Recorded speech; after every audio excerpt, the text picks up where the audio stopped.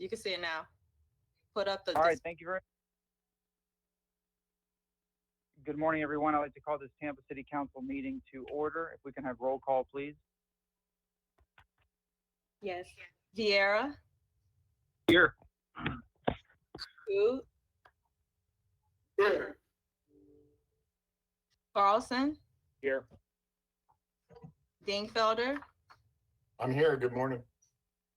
Good morning. Thank you. Citro. Here. Miranda. Here. Maniscalco. Here. Mr. Shelby, go ahead, sir. Yes, good morning, Mr. Chairman. Thank you. Members of City Council, Martin Shelby, the City Council Attorney, good morning. Excuse me, today is Thursday, September 3rd, 2020, and this virtual meeting of the City Council is being held in accordance with the declarations and provisions of the Governor's Executive Order 20-69 and 20-193, as they may be further extended, and emergency rules of procedure as adopted and amended by the City Council. It's being conducted by audio teleconferencing only with video presentations. Remote participation, which is referred to by the state of Florida statutes and rules as communications media technology. The meeting is available to be viewed by the public on cable TV and the internet. Written communications that have been received have been distributed to City Council. The public has been able to have public comment pre-recorded, which will be played, and also to be able to appear on phone live. And if they don't have communications media technology, they can use the facilities at the Tampa Convention Center. That being said, Mr. Chairman, I turn the meeting to you. Thank you very much. If you all could please mute yourselves if you're not speaking at this time. Instead of an invocation this morning, I'd just like to take a moment of, I guess, personal privilege and express my sincerest condolences to the family and to Representative Diane Hart on the passing of her son, which was a few days ago. I just wanted to express my condolences, and I'm sure that City Council, feels the same way, and we, we're with her in prayer and in our thoughts in this very, very difficult time, but I just wanted to say that. Next, we'll go to the Pledge of Allegiance. If you could join me, please, and if you're able to stand. I pledge allegiance to the flag of the United States of America and to the republic for which it stands, one nation, under God, indivisible, with liberty and justice for all. Okay, that settles that. We will go to public comment. Would you like to go to the live speakers first, Madam Clerk? Yes, sir. And how many do we have? We have a total of 7 that requested to speak. Okay. All right. I will keep time. I have a timer here, so if you'd like to begin, I'm ready to go. All right, we'll go ahead and begin. The first person I have is Gary Good. If you can hear me, please unmute your line. You have 3 minutes to speak. If you want to go. Hi, I'm Gary Gould, and I'm here today as a private citizen of this great community. Chair, I'm going to be, and then you can. Sorry? I'm going to begin with a story this morning about the brilliant Talmudic scholar Rabbi Hillel in the 1st century.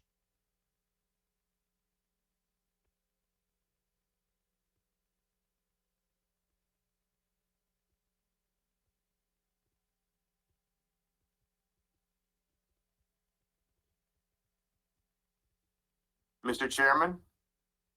Yes, sir. Did we lose him? Yeah, Can you hear me? we cannot hear him, but he's still on. Okay. Let's go to the next speaker, and then we'll go back to him. Perhaps he has a, just a connection error, but. Okay. All right. The next person we Let's go to the have next person. is Joseph Probasco. If you could hear me, you have 3 minutes to speak. Good morning. Can you hear me? Yes, we can. Go ahead, sir. Excellent. Good morning. My name is Joe Probasco, and I wanted to take a moment to express my personal support and the support of Tampa's Jewish community for Councilman Orlando Good's reconciliation resolution, which I believe is item 33 on today's agenda. My faith teaches me that we are all responsible for our own actions, and if we commit an action which is wrong, we must seek forgiveness from those we have harmed or hurt. The topics addressed in Councilman Goods' motion are complicated and upsetting, but I do believe they are reflective of the conversations our African-American friends, neighbors, and colleagues have been attempting to have with us for many years, but sadly have fallen on deaf ears. I'm hopeful today is the day that we as a community truly start to listen, and I fully appreciate that listening may be difficult at times because what we hear will be painful and will make us uncomfortable. But as a community, we need to get comfortable having uncomfortable conversations if we ever desire to truly take a meaningful step forward.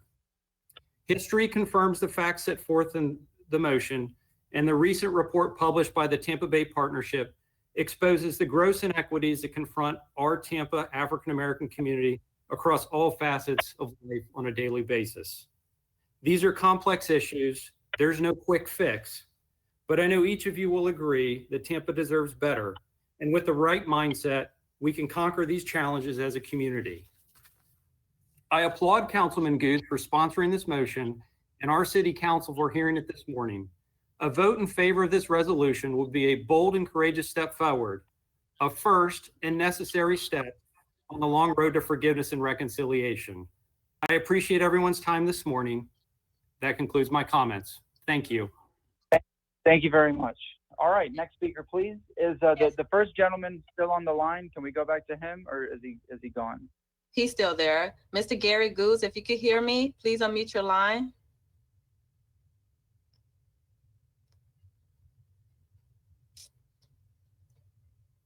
Can you hear us, sir? No. All right, we'll go to the next one. All right. The next one we have is Chris Vila. If you can hear me, please unmute your line. You have 3 minutes to speak. Thank you. So this is Chris Vela, 33605. I wanted to talk on items 24, 31, 36, and if I have time, 33. For item number 2, you'll be getting a presentation about poverty from 1970s to today. Just a little bit of background information on this. President Lyndon had the War on Poverty, which was born from the Economic Opportunity Act of 1964. However, in the 1970s, we saw that some certain Republicans during the time were cutting back on a lot of programs that were hurting children and so forth. And we've seen that ongoing, especially with federal funding to police and persecute people of color in the wrong way. We also have another problem. We love cars. We like to build highways on top of neighborhoods. And so when you look at this report, you will see that the neighborhoods around the downtown interchange have remained virtually static. I have come to you guys very, very often to tell you that highways are a horrible policy. They put poor people in the wrong spot, and they cause car dependence. So please consider that when you're looking at this presentation. On item number 4, we have garages with depth competing with surface lots, streets, and we just need to figure out how to balance the parking ecosystems in the city. So, it's very difficult for a city parking garage to compete with a private lot, just like using a street for parking to compete with all those things. So take that in consideration, and also push for permits. We need administrative fees because enforcing costs a lot of money. Consolidating enforcement is extremely expensive. Item number 31, I'm extremely disappointed with 3 council members on here, 2 of them serving the MPO. You guys should know better to put billboard signs, to increase billboard signs in CRAs. You know that it causes blight. You know it hurts our economy and CRAs to support highways and to put these horrific bright signs in these neighborhoods. How dare you guys, all of you all actually supported this in the first reading. It's ridiculous. You guys talk about these things in your campaigns and then you fold apart when you come to vote on the table. And then number 36, we need to have equity and environmental justice. We can talk about Bayshore and speed all day long, but if we don't have equity and environmental justice in transportation, we're only going to still be doing a lot of harm, again, to minorities, because we're breathing all this stuff. We need to reduce lanes. We need to reduce cars in our neighborhoods. And a quick statistic here is that Tampa is only growing by 51%. Our highways right now are 108 capacity, Even with all this capacity, this additional one, we are actually getting 147% delay. This is from the Transportation for America report that was just released a couple months ago. So what this means is you guys are supporting more cars, you guys are supporting Team X, and you're getting us in traffic jams, and you're hurting our lungs, you're hurting our neighborhoods, you're hurting our quality of life. So think about everything I said here. Thank you. Very much, sir. All right, next speaker. All right, Chair, that will conclude the public comment speakers. Everyone else is not logged on, and that is Samantha Shepherd, Justin Coffey, Ardacia Floyd, and Teacher Reddy. If we want to go ahead and move on to the Tampa Convention Center, we have two there, and then I'll get Mr. Goods on the line. Okay, go to Tampa Convention Center, yes. All right, thank you, sir. This is Alexander Engelman at 23606 E25 Bayshore. I'd like to thank the council, Mayor Castor, and Mobility Director Bide and his fantastic staff for the efforts and opportunity they've created to talk about Bayshore Boulevard and safety across our city. I come to you in representation of the over 9,240 individuals who support change on Bayshore with simple goals: weekend vehicular closure of Bayshore Boulevard and long-term redesign to create a true waterfront park. It's important to remember the impetus for this discussion, of course. 4 pedestrians have lost their lives on Bayshore Boulevard in just over 2 years, and many more pedestrians are tragically killed across the city each year. I recognize the significant effort already undertaken to make Bayshore safer. The TPD enforcement figures we're here later today, a year to date on Bayshore, do tell the story of enhanced patrol efforts. But the projected 140% increase in yearly traffic actions also makes it clear that despite tragedy, despite numerous control efforts to date, and even in the midst of COVID-19, drivers still speed on Bayshore. This road is still dangerous by design. And until structural and usage changes are made, it's still unsafe for pedestrians. This discussion, as in all aspects of our lives, has been reshaped by the coronavirus. During those dark early days of the coronavirus pandemic, it was Bayshore Linear Park that remained a lifeline to nature, wellness, and sanity for countless people across our city. Bayshore can become a safe place of natural refuge and physical well-being in the post-pandemic era. And this council, Mayor Castor, have the opportunity to create that future. Resilience must be proactive. Bayshore does not have to be the traditional way as a traffic conduit 24/7, 365. Bayshore can close to vehicular traffic every weekend while still remaining an important weekday traffic artery. The time to do this is now. Current CDC guidelines states that parks and trails and open spaces can provide opportunities for physical activity while also providing opportunities for a break, health, and wellness. People are encouraged to use parks, trails, and open spaces safely while following current guidelines to prevent the spread of COVID-19, end quote. Schools are reopened, businesses are reopened. It's time for Bayshore to close. Bayshore must close to vehicles 7 a.m. Saturday to 7 p.m. Sunday every weekend. We must do this now if we want to attract and retain the next generation of businesses and residents that value safe, resilient, and natural public spaces.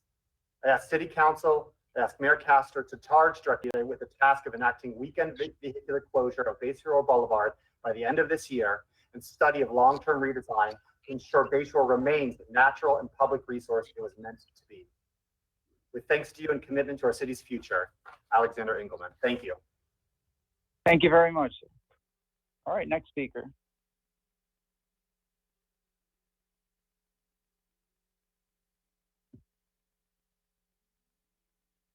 We have another speaker at the Tampa Convention Center. You may speak at this time. Please state your name for the record. And you have 3 minutes. Good morning, Council. My name is Joshua Holton. I live at 1910 East Hamilton Avenue, Tampa, Florida. Why not Tampa Bay? We have big city amenities, top-rated educational institutions and hospitals, and a never-ending list of entertainment options. Yet, we maintain a small-town feel by helping businesses succeed, welcoming newcomers. Companies and individuals have the opportunity to build Tampa and leave their mark. This was written by the Economic Development Council. You may recognize it. It's an entity that receives $500,000 in funding from the city of Tampa. But what is the city doing to help good business owners like Tom DeGeorge, owner of the Crowbar? As restaurants have been permitted to reopen, serve liquor, attract sizable crowds, music-only venues like Tom's have been forced to stay closed or risk losing a liquor license. The failure of government to offer enough funding to properly keep many businesses funded enough to close during this pandemic has prolonged the virus, delaying any possibility for many venues to open at full capacity anytime in the near future. Tom's calendar has been cleared until next summer. This kills creativity and culture. Tom has hosted events that benefit our local community radio station, and he's even hosted children's recitals at his venue that encourage the artists of our future. And while he has followed the law, the Tampa police and the city of Tampa have failed to prevent huge events such as the 400-person crowd at the Cuban Club last weekend. The lack of consequences for such events further emboldens more lawlessness and puts lives at risk. Tom is disgusted, and he asked me to share this message with council. He says, when they tell me to not quit on Tampa, remember, they never even fought for me in the beginning. He also said, I didn't quit my area quit on me. Now, me personally, I'm from Tampa, but I went to college in New Orleans, and I love the music and culture in New Orleans. And Ybor City is to Tampa as the French Quarter is to New Orleans. The world would not be the same without jazz or New Orleans, and Tampa's not the same without Ybor City. And Tom's worked for the last decade to enrich Ybor, and by extension, the city of Tampa. After all this is over, I don't think a single member of council or the EDC should dare talk about attracting new businesses to the area. We cannot succeed in retaining the ones we've already had going hundreds of thousands of dollars into debt to stay afloat with the hope of keeping our culture alive. I asked council to work with Hillsborough County and the state of Florida to enforce laws on restaurants that are violating our reopening guidelines. Please issue a moratorium on rent mortgages and utility payments at bars and live music venues so they can safely reopen. A Chicago study estimated that $1 spent at a small venue resulted in $12 of economic activities for neighboring restaurants, hotels, and retail. I urge Tampa City Council to please save our stages. The Senate reconvenes on September 8th, and the House returns to session on September 14th. Please endorse the Restart Act and the Save Our Stages Act, which provide additional funding to venues through grants and extending PPP. Let's come together as a city to call on Congress to support small venues, and also as Hillsborough County, not just support big ones like the Straz and Emily Arena. The Save Our Stages Act would give $10 billion in small business grants to venues. The Restart Act would extend the Paycheck Protection Program. Let's get creative as a city to protect creativity and culture in the city of Tampa. Thank you so much. Thank you very much. Thank you so much. All right. We have no other speakers at the Tampa Convention Center, I believe. If there are no other speakers, we go to the recorded public comment. Madam Clerk, how many recordings do we have? Sir, before we go to the recorded comments, there are actually 16, but I do have Mr. Gary Goods on the line to give his 3 minutes. Okay, yeah, if you'd like to go ahead, sir, you have 3 minutes. Please say your name. Thank you very much. I'm Gary Gould. I apologize for the technical difficulties I was having earlier, and I'm here today as a private citizen of this great community. I want to begin with a story. The brilliant Talmudic sage Rabbi Hillel in the 1st century BCE was known as being a bit long-winded, and he was challenged by his students once to see if he could possibly stand on one foot and summarize the 5 books of Moses, the Torah. The great rabbi surprised everyone and very easily stood on one foot and said, "What is hateful to you, do not do unto others. The rest, my students, is just commentary." The golden rule. I'm Jewish, and the Jewish people have been victims of the oldest hate since the beginning of time, anti-Semitism. In recent years, Jews have experienced more hate crimes than any other groups. I'm here today because I want to practice the golden rule and join the fight with the African American community and other groups against all forms of discrimination. I commend Councilman Goods on his resolution and those unsung heroes who helped him. I know many of you on council. I know your commitment to fairness, your passion for this community, and your integrity. I have no doubt that this resolution is going to pass. The challenge will be, after it does, forming a commission and working with the mayor and the county commission to make this beautiful city by the bay a shining example for the entire country. I wish you Godspeed. Please let me know if I can help in any way. Thank you very much. Thank you very much. All right, Madam Clerk, you said we had 16 recorded public comments? That is correct. All And right, ready when you are. All right, I'll go ahead and begin. Thank you. Hi, my name is Alexa Hanna, and I live at 3328 West Napoleon Avenue in Tampa, 33611. And I'm calling because I wanted to express over building south of Candy, like you guys. I don't know who's doing it, but the overbuilding of SOG is becoming just a really big issue. It seems that every empty lot there is, the next week you look and there's a sign, oh, so-and-so house company building another house. And we're already overpopulated in a relatively small area. I think that SOG needs to be left alone and that building should go elsewhere. We're concerned with flooding. The more they build down here, they build up their new buildings, but the old and established homes and buildings here aren't built up as high, so we could experience the flooding from that. The roads are crowded, and not only are they crowded and just congested, but they're just not taken care of as well as there should be. And just imagine adding much more traffic to that. The potholes and just even railroad tracks are just not cared for. So we have concern with that as well. We just wanted to put our 2 cents in to stop overbuilding SOG. Thank you. Bye-bye. Hello, Tampa City Council members, and thank you for focusing on the presentation that you will have later in the day about safety for walking and biking in our community, the speed study. This is Christine Acosta of Walk Bike Tampa and Pedal Power Promoters. I wish to express gratitude to the City of Tampa Mobility Department for putting the information together and for some of the new and exciting information that is contained within. I respectfully request that we look forward to a couple of adjustments. Firstly, it would be great if we could install counters on our trail systems and heavy bike facilities. We know from our friends at the Office of Greenways and Trails and also from Pinellas County that where counters are installed, we have real data. And during the pandemic, trail usage is up 200% and 300% across the board in some cases. So we don't have that data, and it would be wonderful to have the data not only for Bayshore, but also for Riverwalk and other parts of our community where we have heavy active transportation and recreational use.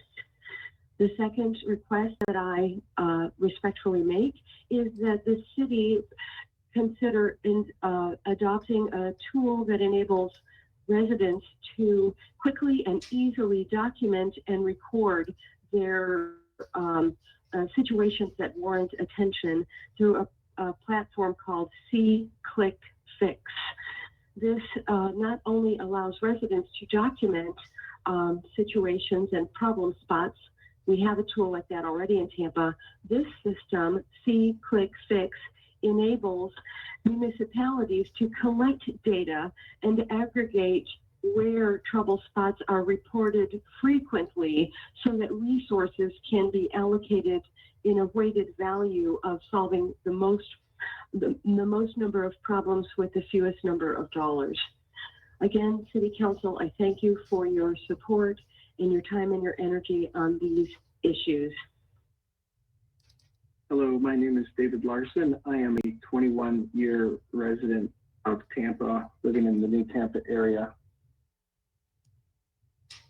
My area of concern is with the double standard that I see within the police department as far as how it treats protesters that are protesting for equality and end to police abuse of people of color versus protesters or others that appear to be more supportive of the police.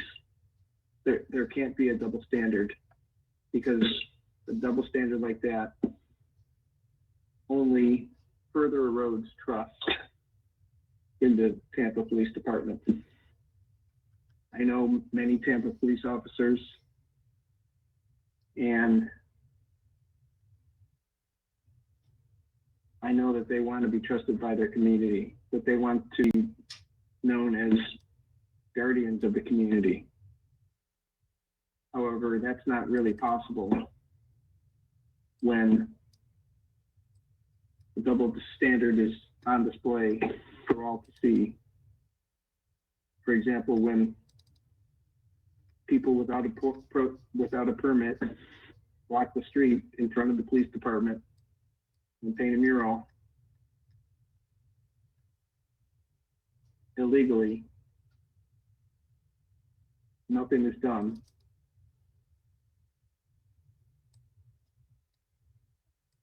That is indicative of what we're seeing week after week in Tampa. And that has to stop.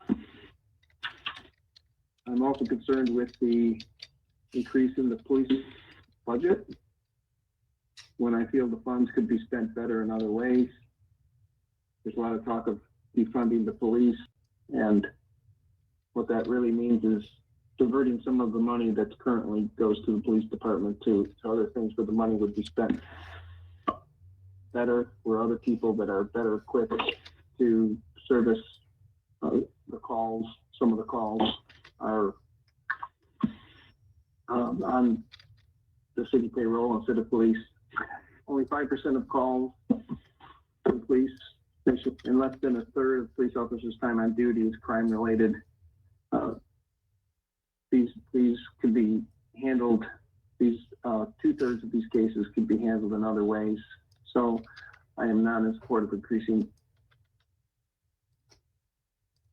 Deborah Ellicott, ELLICOTT. We live on Wyoming Avenue, and we've lived here for 34 years.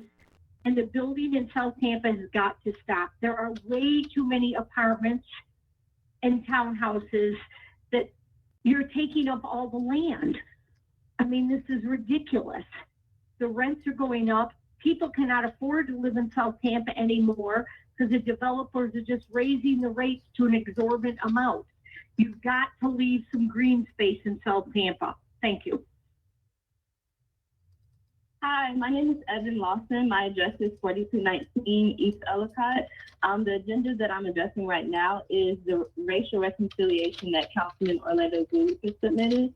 I believe it's time for us to move forward, and acknowledging the wrongdoing from the past is a great start. So yes, I support Councilman Gould.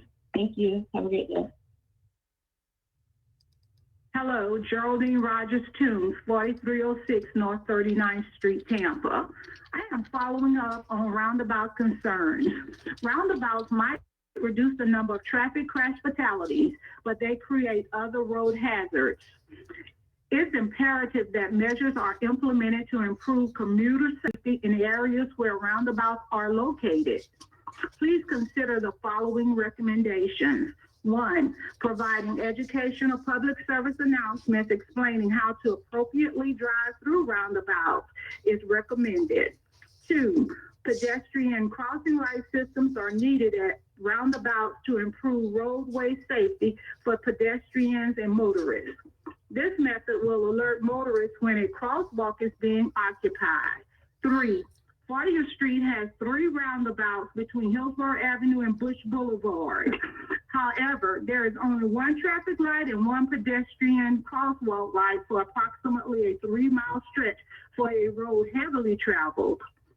Pedestrians and cyclists should not be required to jaywalk or endanger themselves playing Russian roulette with their lives to safely cross these streets.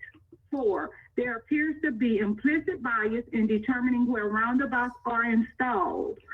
Since safety is implied as the primary reason for installing roundabouts, the roundabouts should exist throughout the city with priority given to the most dangerous roads and intersections. Disproportionate numbers of roundabouts are being installed in District 5, especially in the East Tampa area, in comparison to other communities within the city. There should be a moratorium put on installing additional roundabouts in the East Tampa area until a thorough evaluation is completed to ascertain whether predominantly Black communities are receiving disparate treatment. In conclusion, the City of Tampa archives will substantiate whether there are discrepancies in how the Transportation Department conducts business. For example, the Chatham Side District residents were given multiple options on how they wanted to solve transportation problems. There are several roundabouts or circles in New Tampa on private roads, only resulting in minimal private residence travel in relation to the high volume travel through the roundabouts present in East Tampa's public roads. Thank you for your consideration of this matter.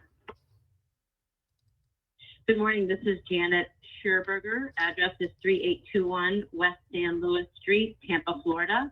And I am a member of the board of Walk Bike Tampa. And I'm calling to express my support for the proposed changes that you're making to Bayshore Boulevard. You're making it a play streets proposal. And to let you know that I received a letter as a member of the board member of Walk Bike Tampa from the Department of Environmental Protection Office of Greenways and Trails, the State Office of Greenways and Trails, and they also support these improvements. They let us know that the Bayshore Boulevard Greenway is unique with an estimated pedestrian shed of 10,000 people, and it connects some of Tampa's most dense, vibrant, historic neighborhoods to the urban core. And it's an important greenway and trail for the region and needs safety improvements so that people can enjoy it in the manner that it was meant to be used. Hello, this is Maureen Chappie. My address is 3501 Bayfair Place, Tampa, Florida, 33629. I am calling in support of agenda item number 33, specifically the resolution acknowledging Tampa's history related to racially motivated discrimination. I am a member of the Jewish community and I am a lawyer, and I have been active in many issues related to justice causes. In my role that I hold in various capacities in the Jewish community, we feel very strongly, I could tell you, about this resolution in favor of it. This is the month of Elul on the Jewish calendar, which is a month that is a time of inward reflection. It is a time of teshuvah, which we call repentance. We'll seek God's face and his mercy. It is a time where God will make us whole. And I think it's not a small thing that this is being brought before the city council. It's time we have such a tremendous history in not just our city, but our state and our nation of great pain and trauma to various peoples. And I think to our Black communities and our African American community here, that this is the first step of reconciliation and healing so that we can come to a place of restoration. And I want to thank you for taking the time to look at this as someone who's not part of the Black community.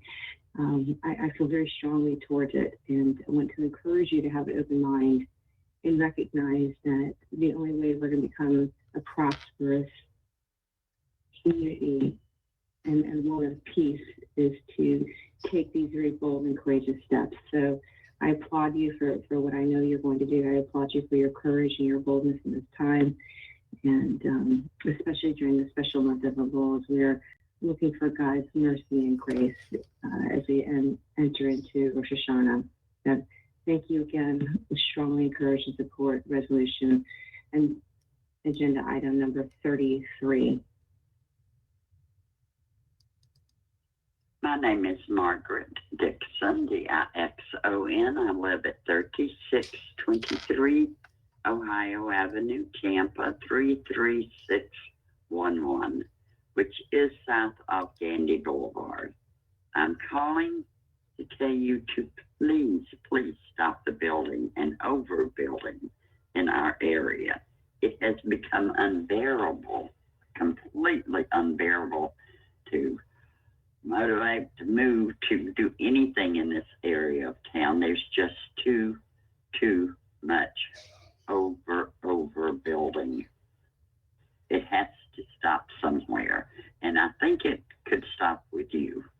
Thank you very much. Goodbye. Good morning. This is Mary Jane Rickles. My address is 1042 South Sterling Avenue in Tampa, 33629. I'm commenting on behalf of Walk Bike Tampa. As president, we are very excited about the changes and the proposed plans to provide an open street concept and play streets. We look forward to learning more about this, and we are in full support of it.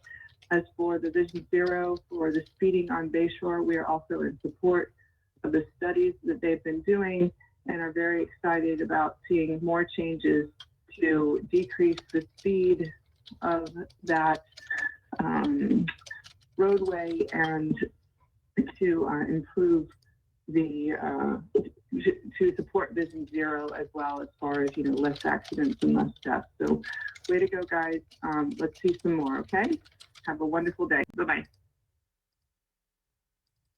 Hello, my name is Patty Workman. I live at 6351 South Lansdale Circle, Tampa, Florida 33616. I am a resident of the South of Gandy community and would like to express my concern with the overbuilding that is happening in my area. We have multiple apartment complexes going up. We do not have the road surfaces to support this. The flooding is atrocious down here. We need to do something to get this under control and stop some of the overbuilding in South Tampa. I really am concerned that you are not listening to the citizens and not doing the things that we need and want for our community. Thank you. This is Rabbi Jason Rosenberg. I live at 4725 Windflower Circle in Tampa. I'm the rabbi of Congregation Beth Am here in Tampa, as well as the chair of the Hillsborough chapter of Faith in Florida, an interfaith, multiracial social justice organization. And I'm calling to offer my enthusiastic support for the resolution acknowledging Tampa's history of racial discrimination and supporting the creation of a reconciliation committee. We're at a crossroads in American history as our country attempts to come to terms with the terrible history of racism which undergirds our society, and with the continuing pernicious effects of that racism, which are still felt deeply to this very day. Until we are willing to look honestly at our past and have difficult conversations in the present, we will never have any hope of healing the wounds or righting the wrongs of our past. Those of us like myself who have benefited from a system which has long exploited the lives of people of color have to be willing to take ownership of our place in that system. In the words of Rabbi Abraham Joshua Heschel, in a free society, some are guilty, all are responsible. I urge you to vote for this resolution, which takes one long overdue, but desperately needed step towards the assumption of that responsibility. Thank you. This is Robert Workman, 6351 South Lansdale Circle. I've been a resident in South Tampa since 1967. I've lived here all my life. Recently, I have bought a house in Lansdale Circle and lived here for the last 23 years. And I've seen plenty of growth throughout South Tampa, and most of the growth has been limited to recently apartments. And there is not enough traffic lanes leaving Tampa, leaving South Tampa, and the congestion is just overwhelming at times. I do believe it's a bit much when it takes me 4 or 5 light cycles to get from Manhattan to the Gandy Boulevard light, and any other light is for that matter, not to include when we have traffic crashes and everything else. It just causes it even worse. So I just wanted to voice my concerns about all the overgrowth in South Tampa and the approval, and appears to be quick approval of apartment complexes that continue to spring up. And yes, they may only be 300 apartments, but that's another 600 cars on roads that have not been improved in many years. Thank you for your time. I hope this reaches the right person. Thank you. My name is Robin Lockett. My address is 16401 Enclave Village Drive, Tampa, Florida. I'm calling to make a comment in regards to the racial resolution that Councilman Orlando Goose presented last week. I'm going to say that I am in full support of this. I think this would be a great beginning, acknowledgement, apology, because there's a lot of healing that needs to happen in Tampa, and that hasn't been done. I think that, you know, although many of us were not born or back in those days, but the systemic racism, the mistreatment, everything still is going on today. And I think in regards to this resolution, this racial resolution, I'm sorry, racial reconciliation, it provides an opportunity for us to move forward in a different way, to start building. Like I said, it's a beginning because there's so many things that's going on, and people have different feelings about this. But I think that it's a great beginning. Thank you, Councilman Gould, for presenting it. I hope that every councilman finds it that it's a unanimous vote in support of this. And like I said, we need to start the healing, and it takes time, but this is the acknowledgement of the wrongdoing is a great start. So thank you again, Councilman Gould. Again, Robin Lockett, thank you. Hello, my name is Stanley Gray, and I reside at 3020 West Harborview Avenue, Tampa, Florida, 33611. What does it say about our city if we can't adopt a reconciliation resolution? Question mark.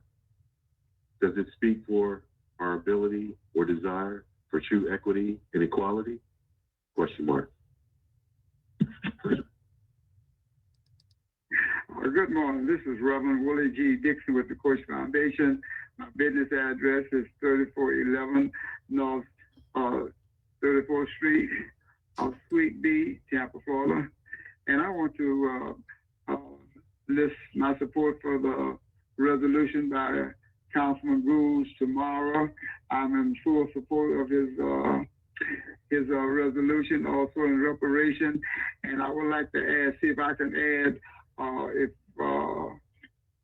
something to that, to amend that, to show that actions speak louder than words, that the properties that were taken from blacks in Tampa Heights and other areas, they should be given some type of consideration. In particular, we have 8 lots from the Coach Foundation that we never received consideration. So I wish that could be added to it, so that in order to build several attainable homes within the area, and to also add $30,000 down payment assistance for each of the recipients that we build homes to, and to build a coach office within the area to help people in that area, especially those who are battered, veterans, and ex-offenders. Thank you, and have a blessed day. Chair, that concludes the public agenda recordings. We do have Miss Reddy back on the line if you would like to go back to her for the live public comment. Okay. If we could, and then that will conclude public comment, and we'll move forward with the agenda. Go ahead. I'll start the timer with 3 minutes. If she would unmute herself and state her name, and go ahead. Miss Shaistra Reddy, please unmute yourself. You have 3 minutes.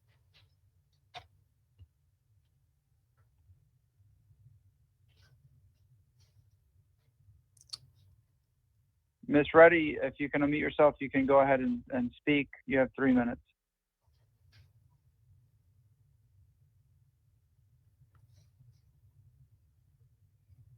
Are you there? All right, she is still self-muted. If you could please unmute yourself, and you can go ahead and speak.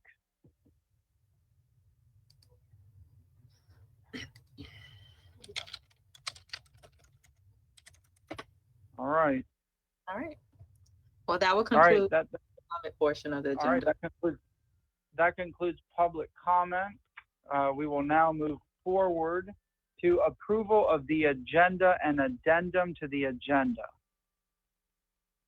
Can we get a motion to that effect? Motion approved.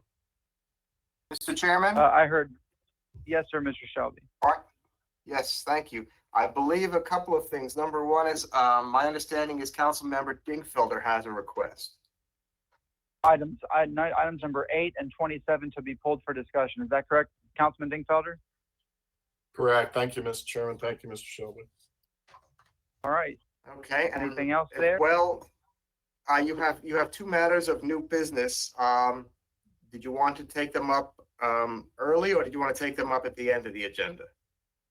Let's take them up at the end of the agenda. I have them here. Okay.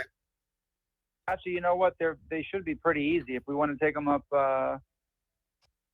now, once we approve the agenda, the addendum, we'll just take them up quickly. I don't think they're complicated. So, all right. Other than that, can I get a motion to approve the? Chairman. We have a motion from Councilman Miranda. I believe it was a second from Councilmember Goods. If there is any opposition, any? No. All right. By unanimous consent, we have approved this agenda. All right. For ceremonial activities and presentations at the beginning, a memorandum from Councilmember Vieira requesting that item number 1 be removed from the agenda. Can I get a motion to remove that from the agenda? So move. We have a motion from Councilman Miranda, second from Councilman Goods. Any objection? Hearing And none. Mr. Chair, Yes, Councilman Vieira, go ahead, sir. Thank you, Mr. Chair. Just wanted to comment, and publicly thank the Castro administration for working with us on this. We're looking at some alternative measures to honor the life of the late Michael Phillips, the son of wonderful Karen Clay, including a memorial street naming for Mr. Phillips that wouldn't be exactly amenable to my request, but it gets the job done. So we're working on that. But I just wanted to, again, thank the Castro administration for their work with us on this. My hat's off to them. Thank you, Mr. Chair. Thank you very much. Any other comments or any objection? I hear none. The motion was Councilmember Miranda, second from Councilmember Goods. By unanimous consent, we have removed item number 1. Now, before we go to item number 2, we had those 2 walk-on items. Again, I think they'll be quick because one is setting a public hearing. One is a memorandum from Susan Johnson Velez requesting to schedule a public hearing on October 8th, 2020 at 6 p.m. regarding the revised application of KR Tampa Trask 2109 LLC for REZ 19-94. May I have a motion to set that public hearing? So move, Mr. Chairman. Motion from Councilman Miranda, second from Councilman Dingfelder. Is there any discussion or anything that needs to be said or asked about this? I hear none. Is there any objection? All right, by unanimous consent, that public hearing has been set. The second new business item is a memorandum from our CFO, Dennis Rogero, requesting to walk on a grant agreement and authorize resolutions that appropriates $41,920 for TPD Trespassing Prevention Initiative. Are there any questions, or is Mr. Rogero on the line and wishes to speak on this item? Good afternoon, Chair. Good afternoon, Council. This is Dennis. I'm available to answer any questions. Are there any questions for the gentleman? A quick question, Dingfelder. Go ahead, sir. Since it came as a walk-on, I haven't had a chance to read through this 30-page document carefully, but since it's from the Federal Railway Administration, I assume this is for us to be able to patrol railway property. Is that it, Mr. O'Hare? Yes, sir, and particularly trespassing upon railway property. Okay, thanks. All right. Any other questions, comments? We're going to need a roll call vote on this because of the dollar amount. Can we get a motion to approve this item? Don't move it, Chairman. Motion from Councilmember Miranda, second from Councilmember Vieira, and a roll call vote on this, please. Yes. Vieira, Yes. Goods, Yes. Dingfelder, Yes. Maniscalco, Yes. Carlson, Yes. Citro, Yes. Miranda. Yes. Motion carried unanimously. All right, that concludes the walk-on items. we now go to item number 2 with the Planning Commission staff. It's a 10-minute presentation. I know a PowerPoint was sent and approved. If the Planning Commission is on the line, you have 10 minutes for this item. I will time it. And if you'd like to go ahead and begin, please state your name and you're free to go. Terry Egan, Planning Commission staff. Good morning. I'm here to provide an update to the concentrations in poverty report. We prepared one a few years ago. We received new census data, so we've updated it to the year 2018. The main goal of this report and project was to determine in what extent circumstances in Hillsborough County with respect to the concentrations of poverty, shifts in poverty away from downtown are reflected at the national level and in the county level. Next slide, please. So to start off, just a quick review of measuring poverty. There's 3 interrelated ways we measure poverty. There are poverty thresholds, there are poverty guidelines, and then there is the ratio of income to poverty. Poverty thresholds are what was used in this report. It's a very complicated kind of matrix of 48 cells that identify poverty both on household composition and income. Next slide, please. It's before tax money income. It's adjusted annually. It's a formula that's received some criticism because the formula itself hasn't been updated since the 1960s.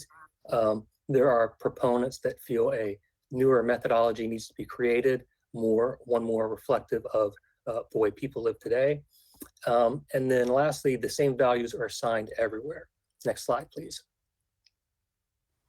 So this is what poverty thresholds look like. Like I said, it's a 48-cell matrix. Household composition by the number of dependents runs left to right, and then the size of the family unit runs north to south. Depending on where you are in terms of having maybe 2 householders and 2 dependents, your poverty income would be roughly around $25,926. One of the criticisms against poverty thresholds or this particular formula is that this threshold is applied uniformly across the U.S. So no matter where you live in the country, whether it's Hillsborough County, Florida, or Hillsborough County, New Hampshire, you're going to be using the same matrix for income. Next slide, please. These are what the poverty guidelines look like. They're strictly used for administrative purposes to administer policy, federal funds, qualifying for programs. It's a simplified version of the poverty thresholds. Oftentimes, people conflate the two, but poverty thresholds and guidelines are not exactly synonymous. Next slide, please. And then the last way of people measuring poverty or representing poverty, this has become very common of late, the ratio of income to poverty. Where near poverty is measured on a ratio between 100 and 125% of the poverty threshold. And then in poverty and deep poverty have their own ratios. This became much more common of late. There was a book published called Getting By on $2 a Day, where the authors posed a new quantification as they were able to identify some 1 million households or 1 million people in the US that get by on roughly $2 a day. Next slide, please. So to measure poverty at the neighborhood level, we use census tracts as surrogates for neighborhoods. Census tracts are the preferred geographic boundary and measurement tool from the United States Census. If you think of a zip code, it's kind of similar to that. It's a geographic boundary with an assigned numeric code. However, they remain the same for 10 years at a time. And to do this research, we used a set of data and analysis out of Brown University, where they took 2010 census tracts and used them reassigning data to 1970. So we could do a comparison of like geographies over 50 years. And we selected tracts where 40% or more of the residents are poor. Next slide. And we're looking to see in the concentrations of poverty report are there dispersions from the city centers and or downtown? Is there beginning encroachment into the suburbs? And did this trend begin before the Great Recession, which is what some of the literature posited? Next slide, please. And just to give you a historical overview, this is what the historical poverty rates look like over time. So in 1960, you can see it was quite high. The federal government was just beginning to get a handle on quantifying poverty. Before the mid 60s, there was no uniform standard of measuring poverty in the US. President Johnson initiated a number of war on poverty programs. You can see how the poverty rates declined from 1960 to 1970. And then depending on when a decennial census is taken, if it corresponds with a recession or significant economic downturn, obviously we have higher poverty rates. In the case of the year 2000, we had a booming economy, so the poverty rates were much lower. And right now, the most current data we have show Hillsborough County right around 16% poverty rate. Next slide, please. So this is an overview of the 1970 poverty concentration. It's kind of a large map because we had to include Plant City. This was the only time Plant City had a tract that exceeded 40% of the poverty rate. But you can look in downtown Tampa is a fairly consistent area that has high tracts of concentration, and up to a little bit north of the downtown. Next slide, please. In 1980, Plant City drops out and downtown becomes mostly concentrated with the high concentration of poverty tracts. Next slide, please. See, 1990, it shifted a little bit, but it's still fairly consistent. And then as I pointed out earlier, when we go to the year 2000, next slide, please. You can see there are many fewer tracts that have a high concentration of poverty. Next slide, please. When we get into the years 2010 to 2014, we have to use an alternate data set because the census did not ask for income data in the 2010 census, but you can see the dispersion has begun, which is what was being discussed in a lot of the research literature.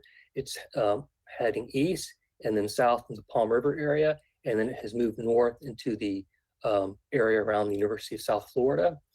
This was taken right around the end of the Great Recession, so we have a lot more tracts that are registering as high poverty. Next slide, please. And then now, 2015 to 2018, we can see it has diminished somewhat. We still have tracts appearing up towards the University of South Florida, south into Palm River, and continuing into the downtown area. And I believe those are all my slides. Next slide. Yep, so that concludes my presentation. I'll be happy to answer any questions. Do we have any questions for the gentleman? Councilman Dingfelder, Good, Carlson, Miranda, anyone? Vieira?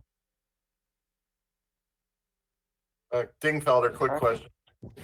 Yes, sir. Go ahead, Councilman. Yeah, you might have mentioned this previously, Terry. Thank you for the information. Does the census that we're in right now have a financial disclosure or request? Number one, and number two is when would the next update be based upon the census? Well, unfortunately, the census stopped asking any income data questions after the 2000 census. So they're using the alternate survey tool, the American Community Survey, which has an annual publication, which will have some income data in it, but that won't be available until December. But we'll probably see a reflection of some of what has occurred this past year reported in that update. Mr. Chair. Yes, sir. Go ahead, Councilman Carlson. I think that's yes. I just wanted to thank my colleagues for allowing us to do this presentation. And thank you to Terry and the Planning Commission for doing it. You all were gracious enough to let me present the Tampa scorecard a few months ago, which people can see at tampascorecard.com. But it shows that poverty is one of the top issues for the city of Tampa. And what Terry's just shown is there has been a migration outside the city, which is not necessarily good because it creates more transportation problems and it continues the dense areas of poverty. For anybody watching, this is not a political issue; it's an economic development issue. We've had presentation discussions with Muaz Limayam, the dean of the Muma College of Business from USF, and he and other people who watch economic development clearly say that the best and brightest people and the best companies that we would like to locate here and keep here, they see our real numbers, not the numbers that we want to present. The old style of economic development was to recruit New York companies that wanted to pay low taxes and low wages and then subsidize them. And the new style of economic development is attracting and retaining the best people and entrepreneurs who want to build their businesses here. And poverty is one of our top issues. We're one of the worst in the state in poverty. And what I was hoping with this is that we could continue to dig down deeper into this issue. So thank you to Terry for doing this, and we'll get him to come back and continue to update us. But the other thing I want to do is thank my colleagues again for helping us move forward the Economic Advisory Committee. That committee had its second meeting yesterday. The mayor and Carol Post now are leading that, working with the Muma College of Business at USF and Tampa Bay Partnership and others. And they've gone through really deep, detailed data similar to this.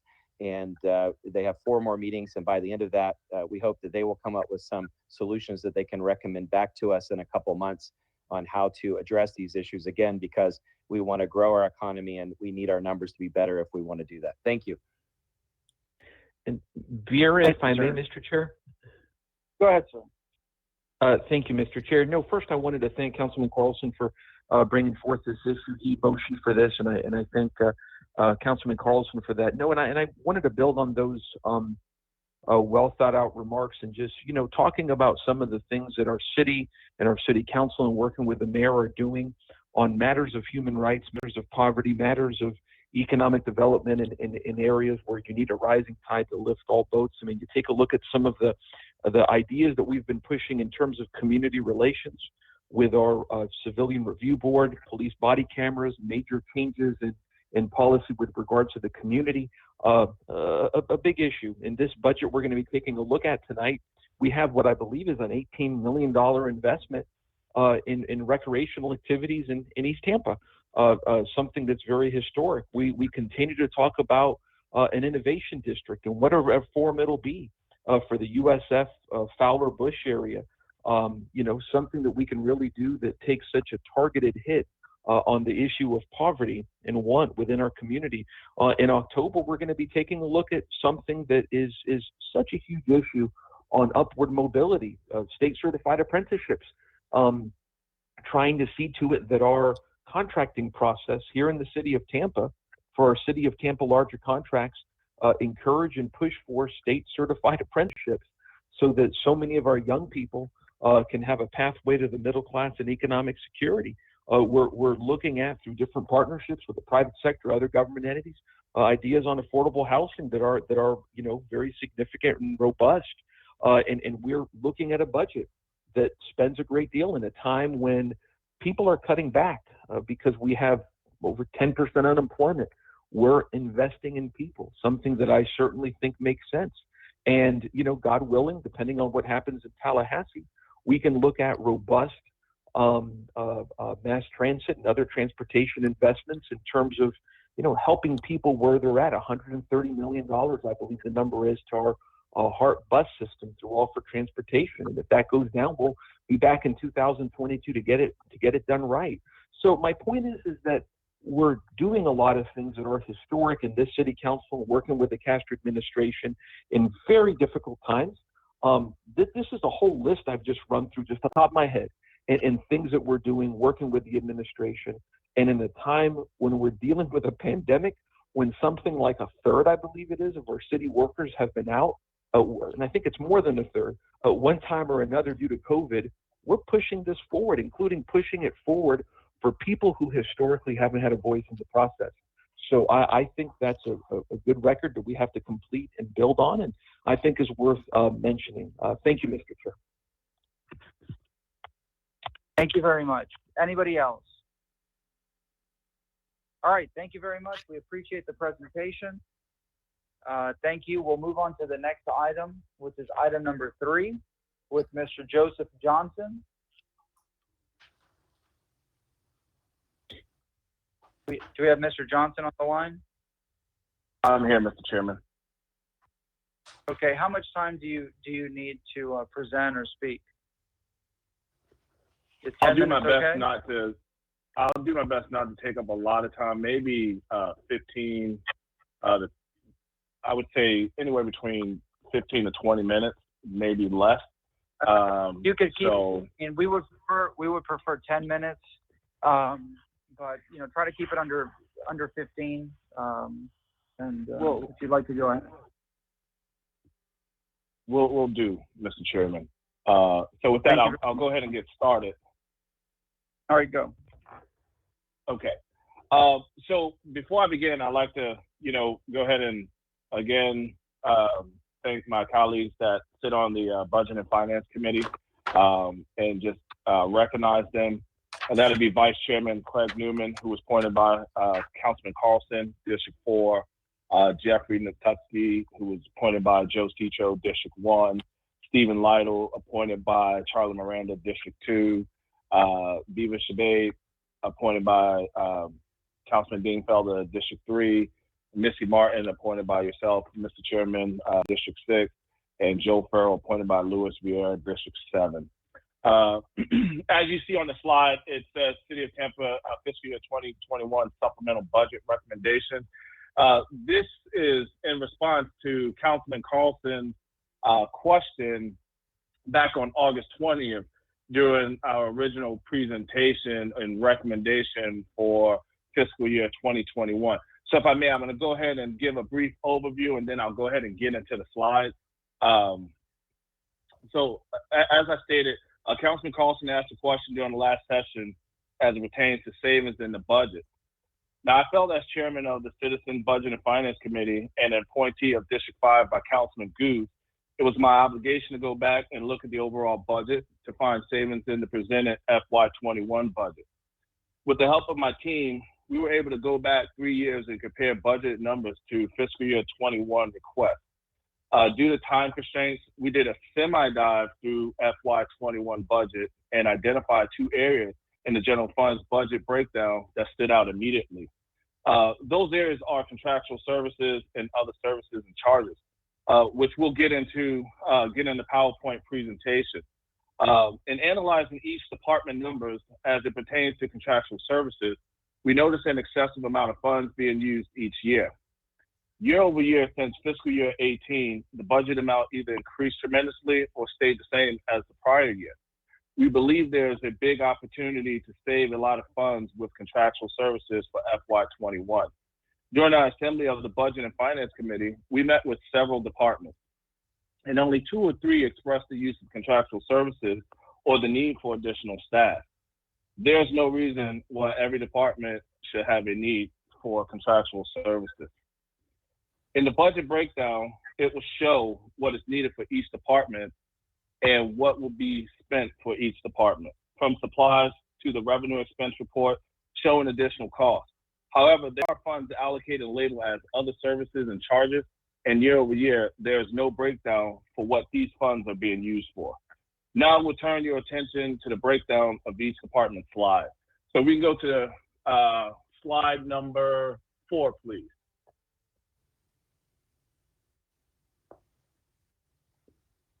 Now I'm seeing it. I wasn't seeing those slides at all. You see slide number 4?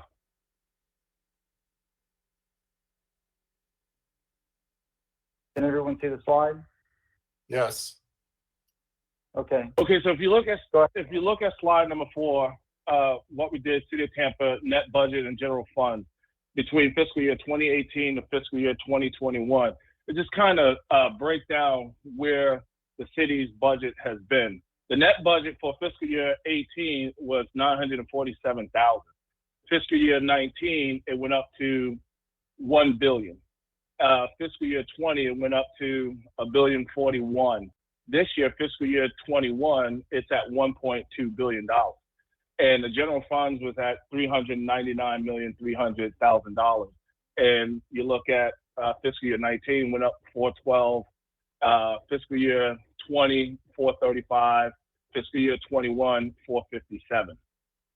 Next slide, please.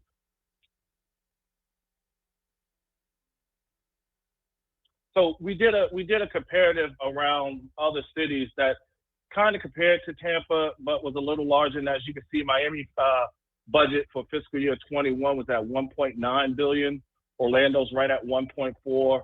Tampa's in at 1.2 billion, and Fort Lauderdale is at $853 million for fiscal year 2021. Excuse me, next slide, please. So in looking at the areas that we identified savings, contractual services, and other service and charges, as you can see, fiscal year 18, we were at 16.5 million. Fiscal year 19, we were at 18 million. Fiscal year 20, we're at 22.6 million. And for fiscal year 21, we dropped down to 19.3 million. If you look at other services and charges, fiscal year 18 was at 35 million. Fiscal year 19, we're at 34. Fiscal year 20, we're at 36.6. And then fiscal year 21, we're down to 34.4 million. Next slide. So now we go into the different departments, and we're going to start with marketing and communications. Again, we look at fiscal year 2018 for contractual services, they were at $63,999. Fiscal year 2019, they dropped down to $59,000, close to $60,000. Fiscal year 2020, they went up to 82, and in fiscal year, they projected 82,000, and they adopted 83,000 for fiscal year 20. And for fiscal year 2021, they dropped $100.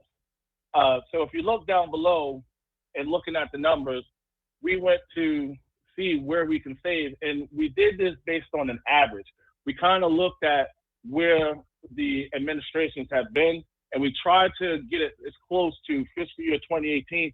And we did that because we're in challenging times with COVID-19. So we really don't know the certainty of if we're going to get back to normal operating capacity. So there are some areas to save.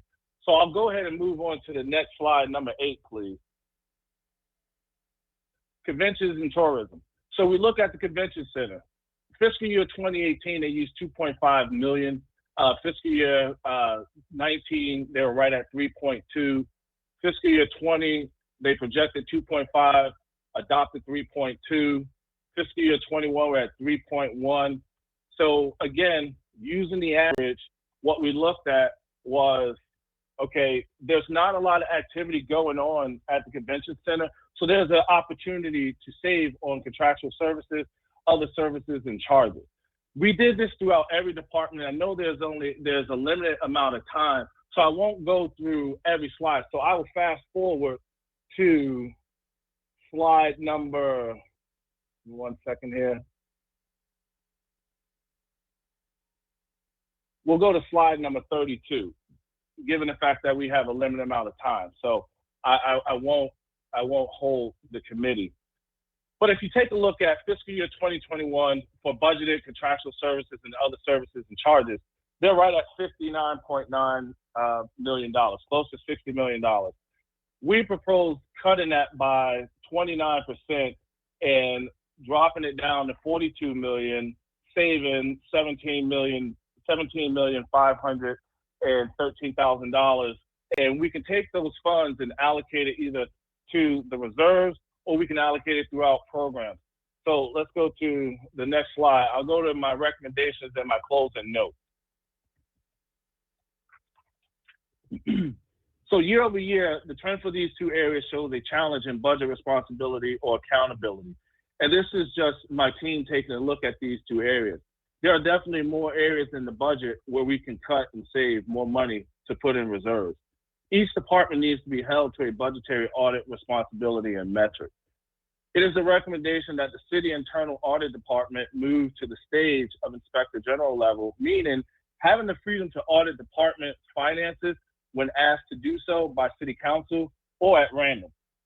As mentioned in the Budget and Finance Committee recommendation presentation August 20th, a quarterly review and control plan should be in place pertaining to each city department's approved budget. If a department or multiple departments spend and continuously increases, there is no regulation. Without budgetary regulations, the city and each department's ability to thrive is affected. There is a disconnect in how the department is being ran as a whole. A department that is irresponsible in their spending is guaranteed to not be functioning and thriving in other areas. Budgetary responsibility is the livelihood of the city's long-term growth and development. Each department must have the knowledge and ability to understand growth and budgetary responsibility in a way that leaves small room for error. If there is no target budget and the budget continuously increases for every department, the variation in spending migrates further away from the core fiscal budget. A city should have a core fiscal budget that its department operates from, and additional funds should be there for new programs and to aid in the city's growth. To beautify a city that internally its departments are not held to no metric will keep each department in the city from reaching its potential level of growth. Finally, whether I continue to be a member of this committee or not, it is my recommendation that all appointees should have a high level of fiscal profit and loss knowledge and understanding, as this is a committee that is all about the numbers for City Council and for the city of Tampa. Are there any questions? Do we have any questions from board members? Any questions from board members? Mr. Chair. Mr. Chairman. Councilman Carlson and Councilman Goods. Go ahead, Councilman Carlson. Yeah. I think, I hope that we'll get that whole presentation that'll be posted on the city website so that everyone can see it, and ideally on the city Facebook page too. First, I want to thank Councilman Goods for appointing Mr. Johnson. I did not know Mr. Johnson before a couple weeks ago, and it's great to have such a brilliant volunteer to do this amount of work to assist us. The budget is dense, and the more feedback we can get, especially specific feedback, I think the better we all are. And I don't know whether we'll be able to implement any of these ideas or not, but it's great to be able to have this whole committee. Thanks to all of them for putting this together. One thing I think that we all should seriously look at the recommendations, and I hope the administration will look at it too. Remember, my concern last year was anticipating a recession at some point. We should put as much as we could into the general fund reserve. And this year, I think we need to do the same. The economists that I'm hearing are saying, I think Councilman Miranda has also warned us about this, that the economy is going to get worse next year when the eviction prohibitions are lifted. There are going to be more and more homeless people. Who knows what will happen with property taxes. Just because property taxes happen to go up last year doesn't mean that we have to spend all the money this year. We can take as much as we can and put into reserves for next year. So we'll talk about that more tonight, but I want to thank the committee and thank you, Councilman Goods. Councilman Goods, go ahead. Thanks, Mr. Chair, for your leadership this morning. And again, let me thank the committee on the work they've been done on a volunteer basis without pay. Let me tell you, Mr. Johnson, I've known you a long time. I know you played ball for me at the Police Athletic League. And you've grown in a level of sophistication and knowledge of finances with the several business that you run and knowing how to count the numbers. So I'm very grateful that what you presented, I think is very detailed, and I believe the council is very pleased with the work that you and your colleagues have done to give us some good hard facts and things to look at, and maybe question and ask the administration about. Again, I want to say thank you for the things you have done. I would like to ask Mr. Shelby a question, if you would please. Mr. Shelby, Yes, sir, Mr. Good. if you can tell me, I know last time we talked about, Mr. Johnson did make that recommendation about quarterly meetings. You did come back and give us some information about the authority of this board in reference to those meetings, correct? Yes, I reviewed the resolutions relating to this board, and I see nothing that prevents it from setting up its meeting schedule however it so desires. of course, subject to working with the administration and their schedule. Mr. Chairman, I don't know if you're interested in entertaining a motion now, or I can do it during new business, but I would like to entertain this council looking at those quarterly meetings as suggested. Let's bring it up during new business so we can keep the agenda moving, and then we'll bring it up then. Yes, Mr. Chair. Thank you, and you're back. All right. Any other questions from council members? Dingfelder. Councilman Dink. Go ahead, sir. Thank you, Mr. Chairman. Thank you, Mr. Johnson and your committee for putting in all this work and effort. A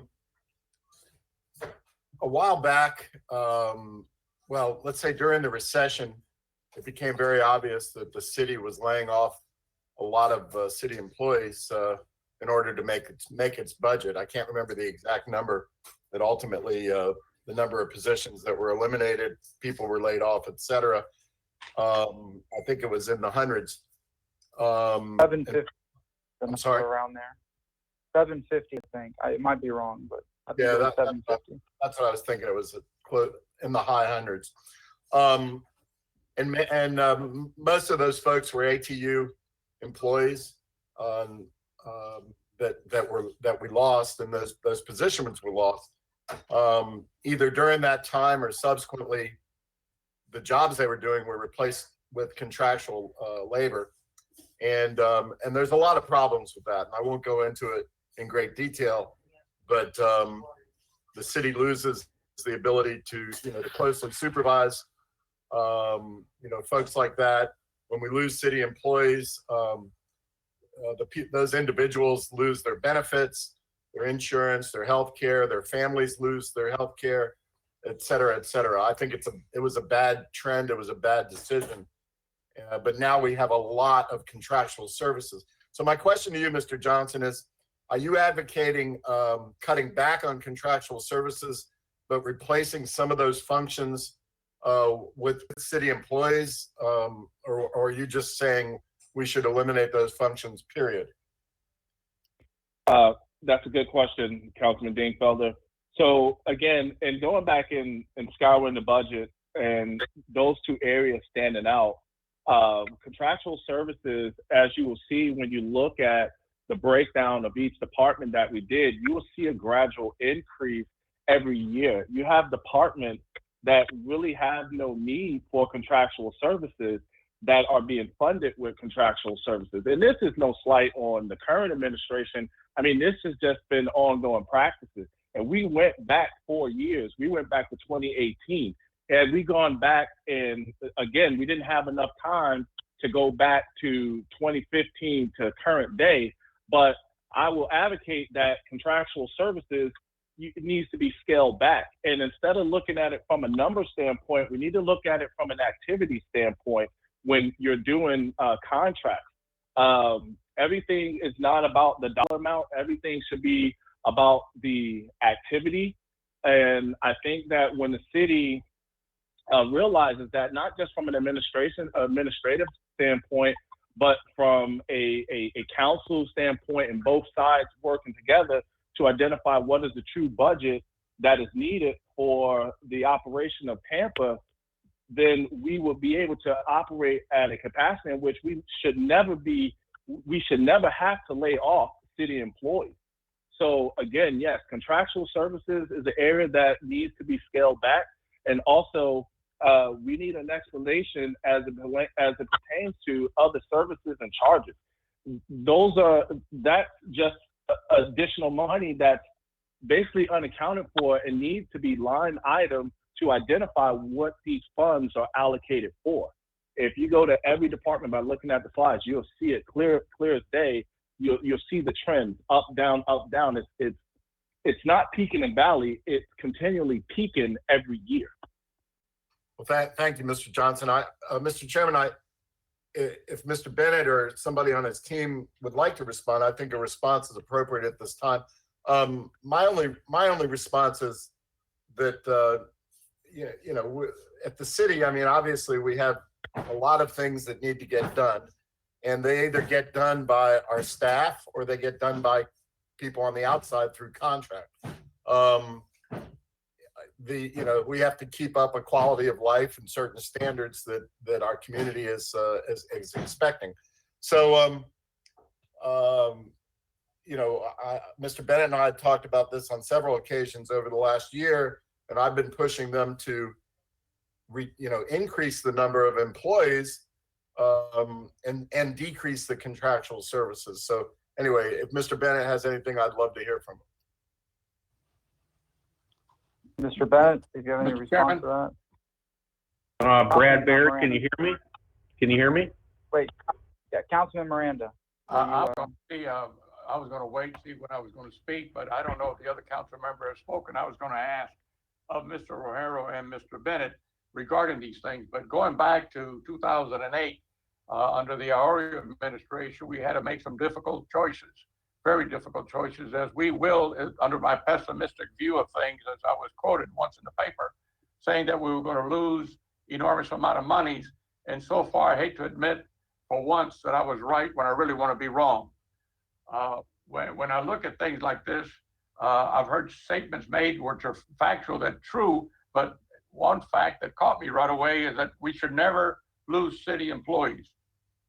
That's the quickest way of going broke when you already have funding that's cut, not by necessity, by means of necessity of the environment that the whole country is in. This is not unique to the city of Tampa. It wasn't the city of Tampa and the rest of the world and the rest of the cities in the United States, this great country was doing well. It was that we were one of every city, every county, and every government of state in this great country that was going through a suffering of fact. And the fact is, we were in a recession. And if you think 2020 not so good, 2021 is going to be so-so, my opinion is in 2022, when this thing hits and the trim notices go out, you're going to face a downfall, more than likely greater than a big recession, because of many factors in life. A divided country, instead of being for the people, is divided whether you're an R, a D, or an I. And those are the things that are troubling me, and I'm sure troubling all of us. So when I look back and I sit and I watch and I listen, and you cannot have more employees and less money coming in to give the services that the great people of the city of Tampa so duly deserve. And by the way, I believe that the city of Tampa, from time that I've been on to now, has tried to do the best it can to make sure that all the goods and services were needed. Have we had shortfalls? Of course we have. Right now, we've been in litigation, not you and I against the world, but the tax that we passed to get that monies in for better roads and situations have been now in Supreme Court without a ruling yet. And I'm afraid if that thing goes down, which has a 50-50 chance of doing, we're going to be in a turmoil of what are we going to do with the roads that we so need to pave. We can't do all of what we need to do with the monies that we passed, the $2.9 billion in the PIPES program that this council so duly and so bravely went on and brave and took the big step of fixing things you don't see. When you don't see something, you don't realize it's going bad. So we don't see pipes, you don't see the underground, but without the underground, there's nothing you can build, nothing you can maintain above ground. So when I look at these things, I'm appalled at myself to saying, how can I do something when I don't have the money? You cannot go out and do the pipe program now, because if you do, you're going to be opening and closing the surface of those streets, not once, not twice, but many more times. We cannot pave the streets that we want to pave if we had the money today until we have the money to do it all, because you can't start a program, close the street, put the pipe in, and all of a sudden, now you got to open it up because you need more money to continue the job, and you have the money coming in, the flow of funds for the pipes program. So these things are, in my opinion, very necessity to look at the future of this great city. It's not about me, it's not about us, it's about all of us. All of us, all of the future of our grandkids, great-grandkids, and everyone that's in Tampa. Why is Tampa in need of things? Not too long ago, our kids would go to school, colleges all over the world. And guess what? Most of them didn't come back. I'm very proud to say that in my family and in your family and in most of the families in this great city that we live in, they may go to school out of state, but most of them are coming back. And that's what's making it so vibrant, so unique. The last census that I remember in cities that were ranked 1, 2, 3, and so on in the country, Tampa finished second. The largest city that was growing faster than Tampa was Phoenix, Arizona. But east of the Mississippi River, Tampa was #1. So it might have changed since the last item was done. Geographically, all the studies were done to calculate the figures and the facts. So at this time, I like to have, if possible, these things were brought up. I'd never seen this slide until I seen it today. I never knew this was on until I realized that somebody told me there was a slideshow. I said, I don't have a slide, that I've never seen one. And I'm sure that it was done in great dignity and great respect. And this times when you have to get things done within a certain criteria of time, I don't blame them at all for doing what they did. However, if it's right with you, Mr. Chairman, I believe that these questions should be answered by Mr. O'Hara, Mr. Bennett, the Chief of Staff, and Chief Financial Officer of the city, if I may. Thank you very much. I believe Mr. Baird was going to speak.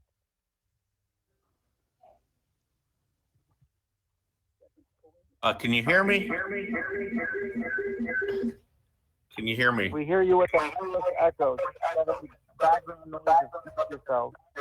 Okay, yeah, I turned off the phone. Brad Baird, Deputy Administrator of Infrastructure. I would defer to Mr. O'Hara or Mr. Bennett to answer any questions at this time. We have Mr. O'Hara or Mr. Bennett on the line. Good morning, Chairman. Good morning, Council. Good morning, Mr. Johnson and the Budget Advisory Committee. Again, John Bennett, Chief of Staff. I have with me Mr. O'Hara, the Chief Financial Officer, and our Budget Director, Mike Perry, as well. First, like Council did, I want to thank Mr. Johnson and the Budget Advisory Committee for their volunteer efforts in looking at our FY21 proposed budget. As Council knows, upon the adoption of the FY20 budget, it was this administration's genuine effort to work with Council, not just leading into the budget prep for FY21, but beginning the day after FY20 went into effect. And as Council knows, we did that with a series of staff presentations, open arms to the Budget Advisory Committee to come in and meet with the individual directors and administrators as it relates to their utilization of the budget. I too apologize that the first time that I was made aware of this slideshow was at 6 p.m. last night in the middle of a town hall meeting with VM Ebor alongside the mayor, which lasted till almost 9 p.m. I took a deeper dive into it about 4 a.m. this morning, went through it, and again, I appreciate the diligence of the Budget Advisory Committee of bringing these opportunities forward. And as the Finance Chair, Councilman Miranda said, and as well as the other council members, taking a look at this from the two categories that were presented.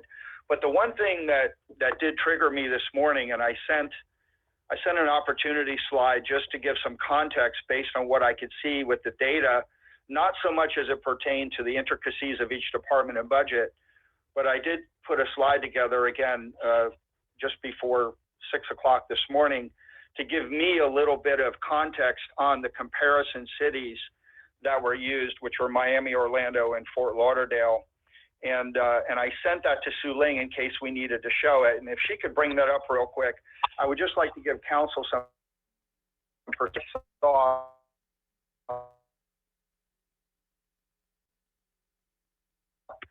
We could go further had I.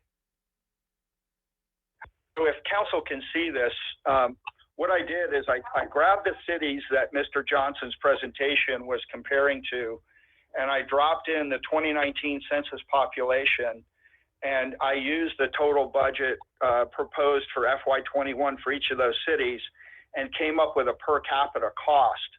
And you can see those per capita costs on the right. And if you look at the average of those, which is line 4, it came out to $4,605 per capita for those three comparison cities. And then I plugged in Tampa's numbers, and we came out at $3,138 per capita, which is almost shy of $1,500 per capita lower than those three other cities, which is a 31.8% drop, if you will, of the average of those three cities that were used in the comparison. And to say it differently, those budget averages are 40.7% higher than what was proposed by the city. So that was my first point of reference that I could get my head around this morning and give some immediate feedback in context to the overall presentation. And below this graphic, I put in the actual 2019 census estimates below as a reference. And the only reason I brought that up is, again, I didn't have time to go back and talk to all the administrators, all the directors between the time I saw that data. But, you know, I do have Mr. Rohero and Mr. Perry here, but I will say, you know, working in the city for 31 years and being involved in billion-dollar budgets and seeing the different ebbs and flows of the economy, there is a healthy debate around having your core personnel and using the contractual ebbs and flows to get the level of services done in the community at a high standard, and then using those to throttle up and down as the economy ebbs and flows to not affect somebody's career path. And that's just the experience that I'm used to. I'm always open for discussion as well as the rest of the administration. But that's my initial feedback on what I picked up in the presentation overnight. So with that, I turn it back to council, or if there's any questions for Mr. Rohero or Mr. Perry, we are available. Thank you. Thank you very much. We are 30 minutes into this presentation. Any other questions from council members before we wrap it up? I hear no questions. Thank you very much. I know, I believe Council Member Goods had a motion, but we'll hold it for the end of the end of the agenda. All right. Thank you very much, Mr. Johnson. Mr. Chairman, this is Carlson, real fast. Yes, Councilman Carlson. Yes, sir. Yeah, to Chief Bennett and CFO, any help you all can give us in looking through these and seriously analyzing would be very helpful. Since the budget was announced and with the headline that it's the largest budget in the history of Tampa, I've been flooded with calls, and people have reached out and said, why is the city spending so much? I'm sure there's great justification for all of it, but considering the economic hardships ahead that economists are predicting, that there's questions about why we wouldn't, why our budget is increasing at what looks like a higher percentage than inflation, and why the city can't either roll back to some extent or to give some tax relief to citizens who are hurting, or put more into the general fund reserves. So as we go into the budget hearings, any advice or help you might be able to give us on that would be greatly appreciated. Thank you. Thank you very much.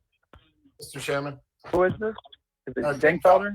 Yeah, just a quick response. I've had that question posed to me as well, and I think the clear answer is, you know, the budget, the total budget, the general revenue budget is barely inching up, just like it always does in good times. It just, you know, goes up 5 million, 10 million as the tax rolls increase, as Mr. Miranda pointed out.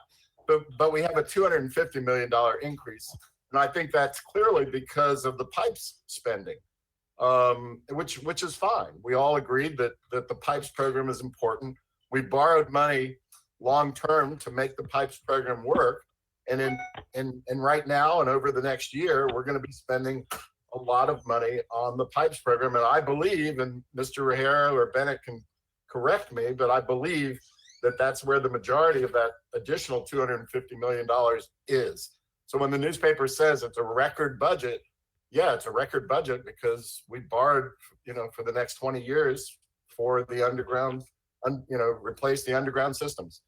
Thank you. Thank you. Mr. Chair, if I may. Yes, sir. And a reminder, we do have a budget public hearing tonight, so we can ask all these questions. Councilman Vieira. Well said, Mr. Chair. I'll trim my remarks significantly, and I appreciate that reminder, sir. And just really fast, other things that we're looking at in the coming years, funding $8 million for body cameras, I believe the number is $8 million, $18 million in investments in East Tampa, something that, many of us, many members of council push for on many fronts, led obviously by Councilman Goots for his district. Things where the city of Tampa is looking to help people in times of economic despair. Again, I'll repeat, when people are hurting, government should be there to help and assist and whatnot. Just my, philosophical viewpoint, if you will. We'll explore that later. I thank everybody for your comments, and thank you, Mr. Chair, for your leadership. Thank you very much. That concludes item number 3. We thank you, Mr. Johnson, for that presentation. We will now go to requests by the public for reconsideration of legislative matters. I hear none. All right. We're going to go to item number 4. We have an ordinance here regarding the city's code enforcement duties. Do we have anyone to speak on item number 4 before we read the substitute ordinance? Is there anyone to speak on item number 4? We have a memo from Julie Hardy, Assistant City Attorney, just requesting that the substitute ordinance be read. Any questions or comments? Only one, Mr. Chairman.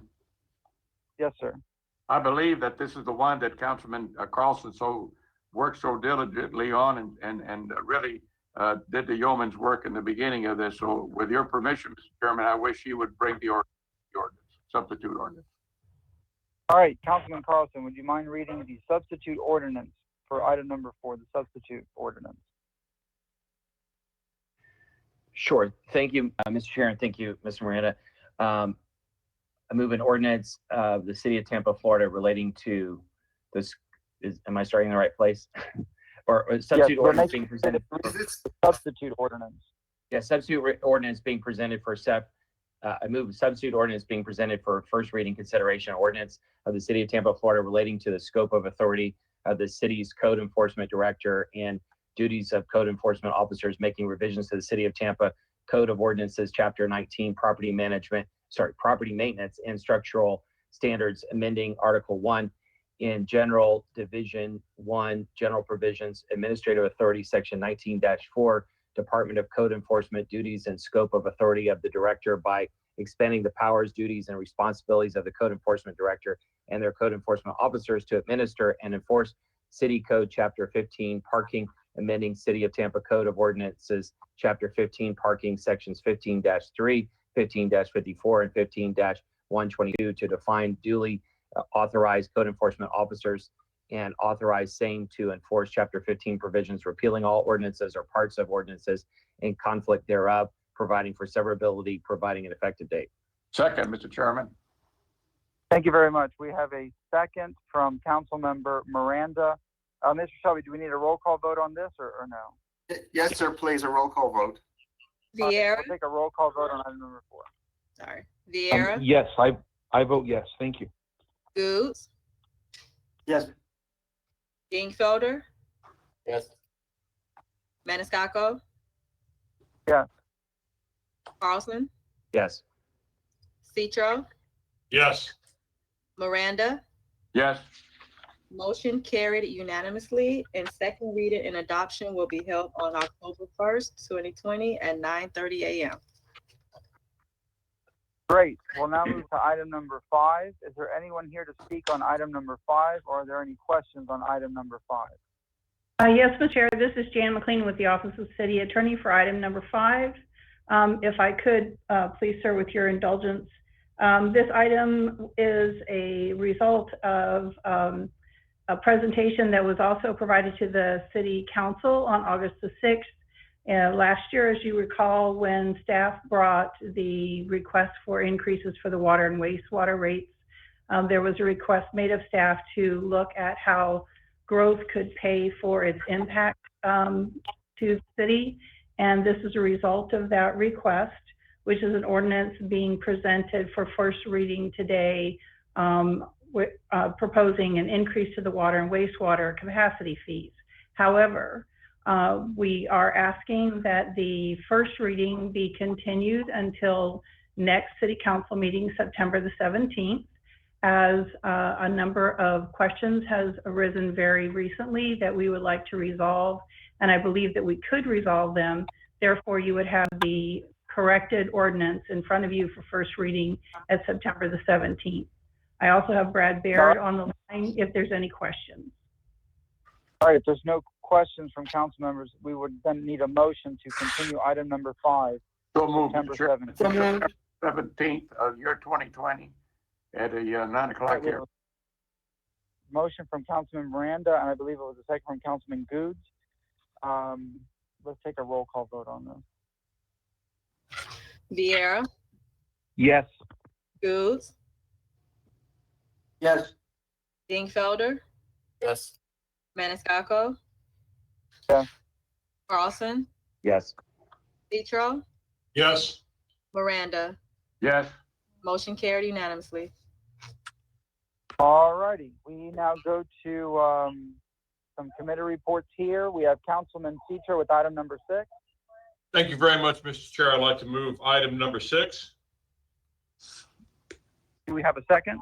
Second. We have a second from Councilman Miranda, unless there's any opposition or objection. If we can, Mr. Chairman, if we can for these, Do you want roll consent call items, if votes we on can do committee? roll call. All Yes, right, roll please. call vote for item. Vieira, Yes. Goods, Yes. Dingfelder, Yes. Maniscalco, Yeah. Carlson, Yes. Citro, Yes. Miranda. Yes. Motion carried unanimously. All right, thank you very much. Next up, we have item number 7. That's Councilmember Goods. Move item number 7, Mr. Chairman. Second. All right, we have a motion from Councilman Goods, second from Councilman Miranda. Roll call vote, please. Vieira, Yes. Goods, Yes. Dingfelder, Yes. Maniscalco, Yes. Carlson, Yes. Citro, Yes. Miranda. Yes. Motion carried unanimously. All right, next up, we have items, let's see here. We have items 8 through 13, but Councilman Dingfelder requested to pull item number 8. Councilman Dingfelder, if you'd like to ask any questions on that. Yes, thank you, Mr. Chairman. On item number 8, well, first off, it's a $23 million item. So I wanted to remind everybody who puts together the agenda that I think by council rule, items over $3 million are supposed to automatically be under staff reports, so they get extra scrutiny. That was my first question. My second question was I had some discussions with staff during the week about the Equal Business Opportunity, WMBE, Women and Minority Business Enterprises opportunities that are going to arise in this $23 million contract. So I don't know if Mr. Hart or Mr. Spearman or who Mr. Bennett has on the line to quickly respond to that WIMBY issue for item 8. Yes, Do we have anybody on the line? Go ahead, sir. Yes, this is Gregory Hart, manager of the Equal Business Opportunity Program, and I am available for questions. Yeah, that's a question, Greg. I think you said there was something like 16% WIMBY on this, and I specifically was asking also what the breakout is for Black business enterprises as well. Yes, sir, and I believe we provided a response when we look at the conclusive calculation in our matrix for setting goals. I can confirm that if broken out, it would represent about a 15% Black business goal expectation, with the remaining 1% a small local business goal expectation, for an overall goal of 16%. So my last question, Mr. Hart, thank you for that. I think 15% is pretty good for Black business opportunities. My only other question is, in the response back to me by email, you said something about we can assume 15%, and I guess, can we be assured of 15%, or how do we, how do we work those two words? Yes, I believe I used the term, when broken out, it infers 15% and 1% SLBE. What I meant by that is that the empirical data, when we strip it out as you requested, the data summed as 15% is expected for outreach for Black business participation, and 1% is the outreach expectation for small local business. So that is the goal. And based on the data, we expect that kind of outreach and result based on the availability of firms, and hopefully the desire on those firms to be available to quote the subcontract work that the prime contractor will present to that to that category of certified firms. Okay, and so I assume this is part of the PIPES program, and you're coming back to us every 6 months with a PIPES update on WIMBY and BBE opportunities? Yes, sir. That I believe that is the schedule, and collectively with the used departments, water and wastewater, as well as our department, we will be providing those updates as scheduled.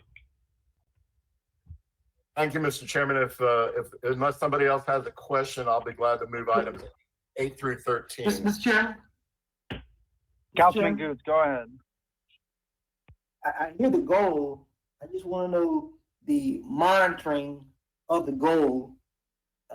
I always talk about that, so I just need Mr. Hart to tell me again, what is the plan to make sure we are achieving this goal, and who's going to be monitoring to make sure who we give these contracts to, that what we're proposing or what we're asking will be honored on those job sites.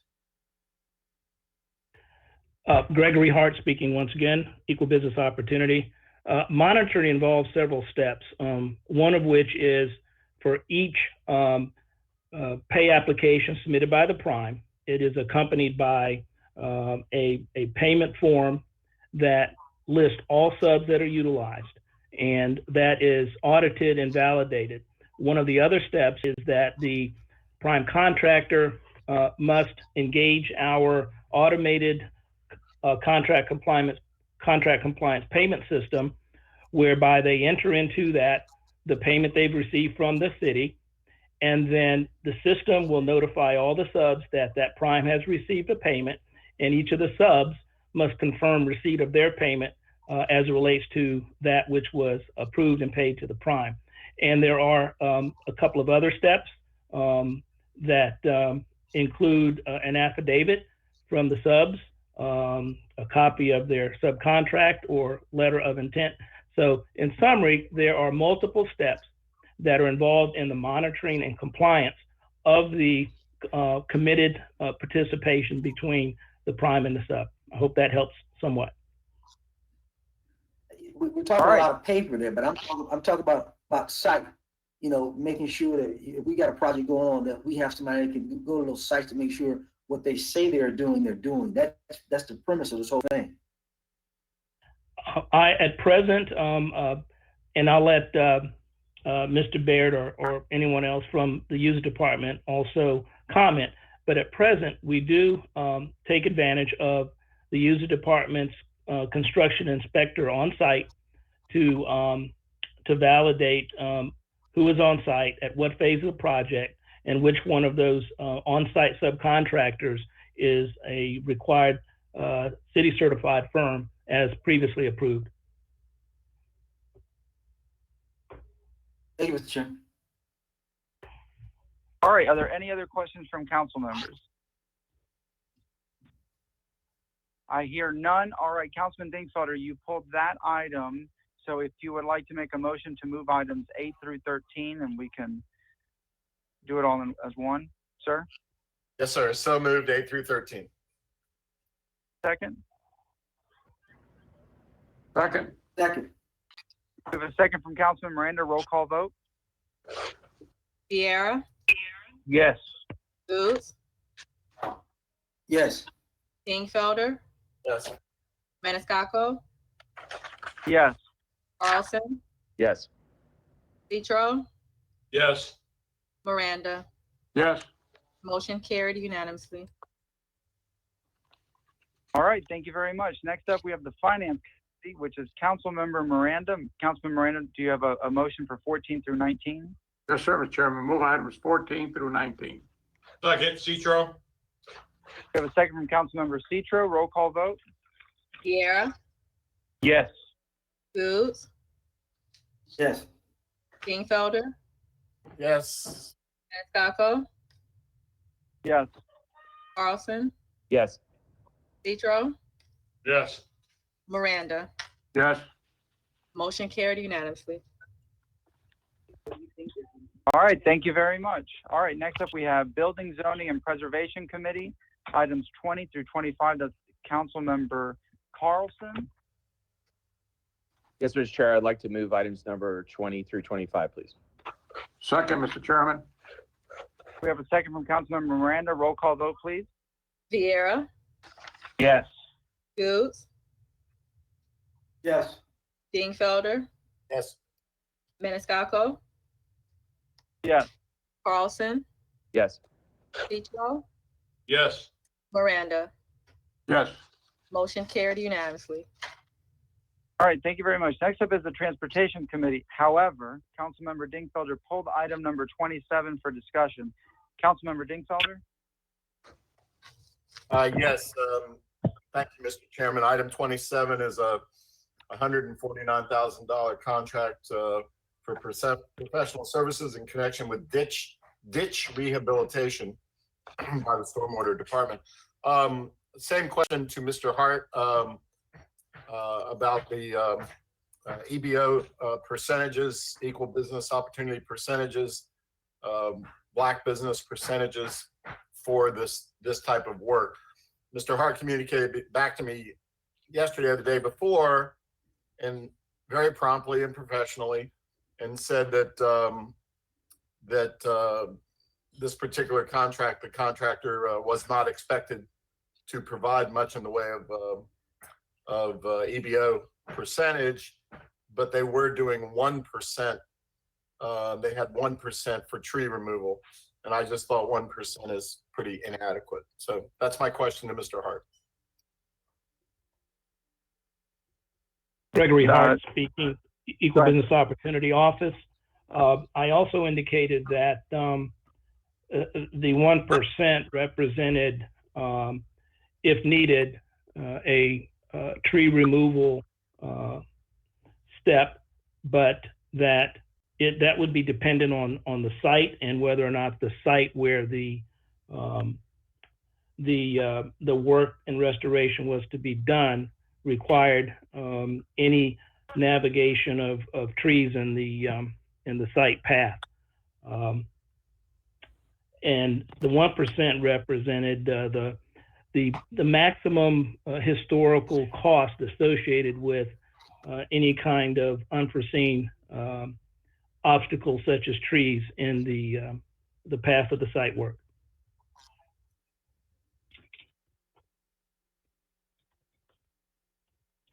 Mr. Chairman, does that answer the question?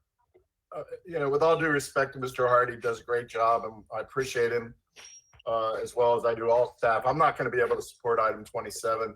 I think 1% is totally inadequate. This is for ditch clearing, ditch rehabilitation. It involves clearing out the ditch. I read the summary. It's like clearing out the ditch, removing trees and obstacles, then sodding, putting down sod or seed, and that sort of thing, and then rehabilitating the ditch. And I just feel like that, that's the kind of thing that if somebody took the effort, if a contractor really took the effort and really wanted to get on board with our EBO program, that they could find subs that could do this type of work, some portion of this type of work.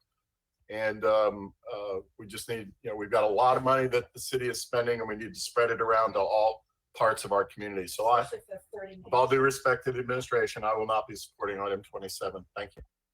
All right. Mr. Chairman, Sorry, Mr. Chairman and Mr. Dane, this is Gregory Hart once again. If I might clarify, unless I'm incorrect, this item is not for the construction of the restoration or ditch work. This item is actually for an engineer to provide the schematics and the design necessary for the project to then be bid out to a construction company to perform the work. So this is not, I do understand what Mr. Dingfelter has stated, but I believe it is being confused with the actual construction versus this item, which is hiring a engineer design firm to do the schematics necessary for the contractor to go about doing the construction once that is bid. And my only comment back, Mr. Chairman, would be I stand corrected. I appreciate that. But even so, if they're an engineering firm, then they're going to need surveyors. They're going to need other people to assist. They could hire subcontractors, subcontract engineering firms. So I stand by my objections regardless of the field that we're talking about. Thank you. Thank you very much. Any other questions, comments? All right. Mr. Chairman. Who is that? Mr. Chairman. Go ahead, sir. Yes, sir. I have to agree with Mr. Dingfelder again. When I first looked at it, I'm thinking ditch digging. Mr. Hart now says we were talking about architects, engineers. Well, I get that same question asked to me all the time. How come minorities aren't getting a chance to get bids as engineers or architects for some of these projects? It's the same thing keeps going over and over and over. And I think we need to start looking at it as well, start promoting that as well. So I'm going to agree with Mr. Dingfelder, and I will not be supporting this either. Mr. Chair. Thank you very much. Who is this? Councilman Carlson. Yeah, Carlson, I'm on the.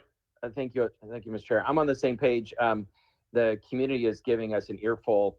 They feel like they have not been properly reached out to for probably decades, and they feel like it's time that we have equity in contracts. And I know the administration is trying hard to reach out, but despite all that, the community still is very upset about the low percentages, and they feel like we all should do more to make sure that minority, in particular Black-owned businesses, qualify, that they have the correct certificates and insurance and everything, and that we actively reach out to them to make sure that they bid and help them win contracts.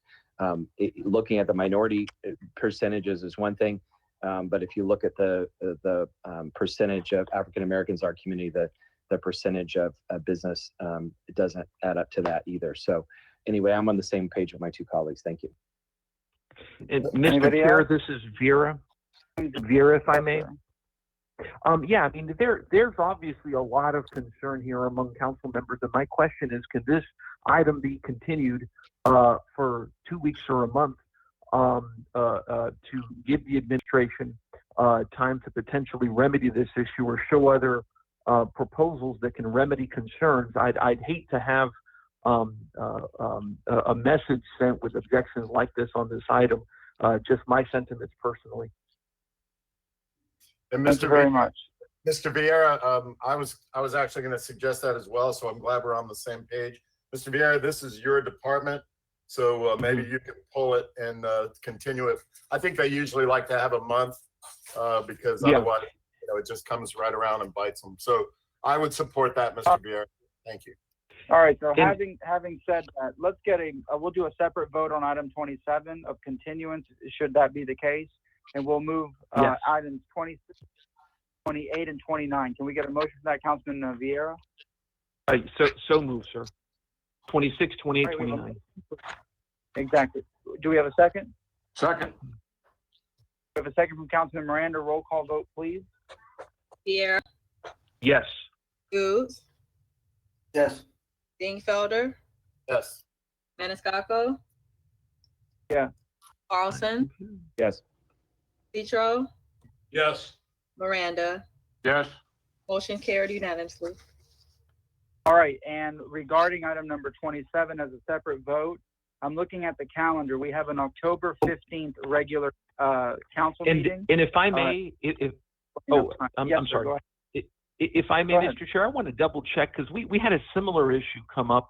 I just want to make sure that by continuing this doesn't appear to be anything remarkable or anything that needs to go now. I just, out of an abundance of caution, I just wanted to double check that with the administration before proceeding again, just out of an abundance of caution. I would think that it would go just to the Transportation Committee for that October 15th, and then questions get answered in the meantime.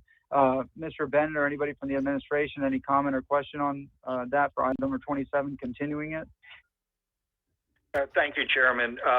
I would defer that question to Ms. Jean Duncan or Mr. Baird, who's on the line, and then of course, you know, I understand that Mr. Hart gave a response very focused on this one item, but I know that in this similar space, there's been routine reports about the Tire Pipes program. But again, from a sense of urgency and infrastructure to the community, I would defer that to Ms. Duncan and Mr. Baird. All right, Mr. Baird or Ms. Duncan, if you're on the line and wish to answer. This is Brad Baird, Deputy Administrator of Infrastructure. This is a ditch rehabilitation effort, so it would be just delaying the maintenance and rehabilitation of stormwater ditches by a month. So it's yeah, nothing extraordinary. It would just you know, maybe delay our responsiveness and service level. Okay. Mr. Chairman, if I may ask, Miranda, I just want to know if this was an item that was advertised to bid, or how did this come about? In other words, I don't know if there's a group that solely bids on this. Was this a public advertised item for companies to bid on? I don't know. This is Brad Baird again. This was not a bid item. It's professional services. Okay, that's what I gathered. Yes, sir. Thank you, Rick. All right, thank you very much. Do we have a motion to continue this item number 27, to the October 15th meeting? Councilman Vieira? Yes, so moved. Yes, sir. Second. We have a motion from Councilman Vieira, second from Councilmember Miranda. Roll call vote. Vieira, Yes. Goods, Yes. Dingfelder, Maniscalco, Yes. Carlson, Yes. Petro, Yes. Miranda. Yes. Motion carried unanimously. Okay, thank you very much. We have now arrived at our 9:30 public hearings, items 30 and 31. Can I get a motion to open these two items? So move, Mr. Chairman. Motion to open from Councilman Miranda. Do we have a second? Second? Second. Do we have a second? Second from Councilmember Second. Goods, I believe. No objection. Hearing none by unanimous consent, we are now have opened items 30 and 31. All right, item number 30. Hardy. This is Julie Hardy.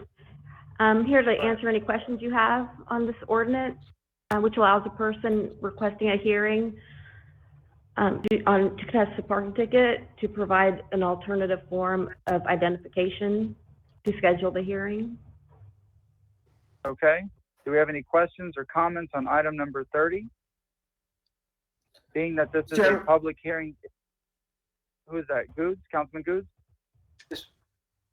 I just want to say I want to thank the administrator, especially Ms. Grimes, for really working on this. There were some issues that didn't seem that was unfair to our citizens, and I'm glad that they were able to come to some resolutions on this and now have a possible ordinance going to be put for vote. So thank you for the administration. Thank you very much. Is there anybody else with questions or comments Being that this is a public hearing, do we have, Mr. Shelby, do we have public comment on any of this, or ask for public comment, or no? Yes, we ask for public comment and we inquire of the clerk if there's anything that, if there's anybody who is waiting online or if there's somebody at the Tampa Convention Center. All right, clerk, do we have anything to receive and file on item number 30? There is nothing to receive and file on this particular item and no public comment requests, and there's no one at the Tampa Convention Center at this time. All right, thank you very much.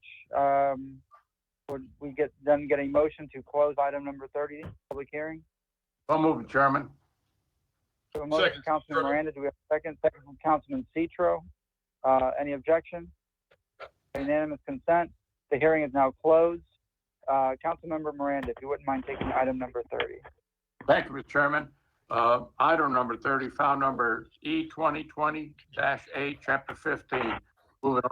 Second reading and adoption and ordinance of the City of Tampa, Florida, relating to contesting parking tickets, making revisions to the City of Tampa Code of Ordinances, Chapter 15, parking, amending Article 2, regulation permits, penalties, Division 4, penalties and enforcement, Section 15-121, issuance of parking tickets, payments of or contesting tickets, penalties for violating parking violations, requesting a parking division review, repealing all ordinances or parts of ordinances in conflict with, providing severability, providing an effective date.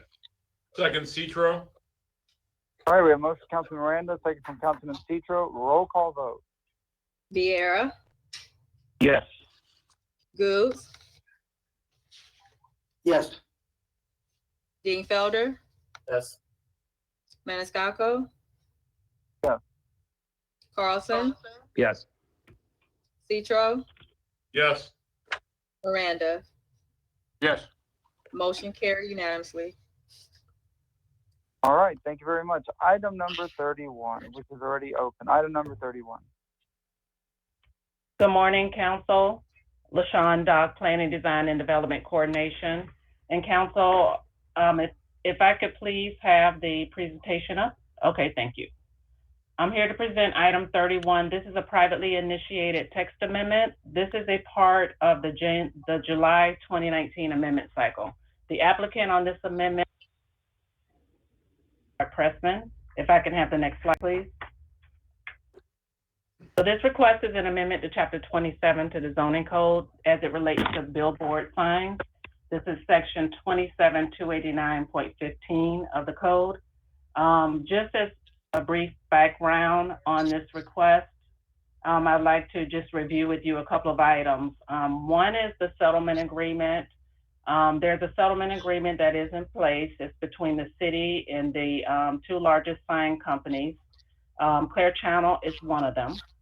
That settlement agreement details requirements for replacement, relocation, and also sign inventory requirements. It also states that the city shall adopt regulations. Those regulations were adopted. It also anticipated future conversions to electronic signs, and that's the billboard signage converting to electronic signs. And that actually was completed within the revision of the code. And what you have before you now is an amendment to the billboard sign code under that section of the code. I've also included for you two roadway abbreviations that are referenced within the code section. You'll see the FAP and the FAI roadway designations within the code to follow. And next slide, please. What I've done is I've provided a breakdown of the revisions proposed in the three sections. I also sent out a document that was a supporting document. It's a PDF document. It contained the entire section of the code for the billboard signs. And this presentation will only review just the sections for the change proposed. So the first area for change is the designated roadways. I'll just review the request proposed from the applicant. Wherever there's an underline, that's language that would be added to the code. Any strike through is language that would be removed from the code. So the first change requested is to add McDill Avenue as the eastern boundary on the Hillsborough Avenue roadway. So on Hillsborough, the boundary on the west would be Veterans Expressway. The boundary on the east would be McDill Avenue instead of Del Mabry. The next change is to add Del Mabry Highway from Hillsborough Avenue to Kennedy Boulevard. Just noting also that within the West Shore overlay, only existing locations are eligible for upgrade to electronic billboards, and they are subject to provisions in the code. The next addition is the Gandy Boulevard roadway, and that's from Del Mabry Highway to West Shore. Electronic sign faces also shall be elevated and oriented to the top deck of the Gandy extension, and it shall be shielded from surrounding residential uses. It's limited to utilizing only locations permitted and installed prior to the installation and construction of the Gandy extension. Next slide, please. The next change proposed is in subsection B2. This contains some cleanup items. It also refers to changes proposed regarding existing locations. You'll see that we removed commercial out of West Shore Overlay District, and then we took out the general reference to Chapter 27 Code of Ordinances and made it more specific to the West Shore Overlay by including Section 27-238. And then the request is to add recognition for the existing locations, which were just referenced in the prior slide. The next slide, please. The next section for change is subsection C4, and this is regarding the number of sign faces. So if you have a standard billboard pole, and if you have a sign that's on either side of the pole, each side of that sign is a sign face.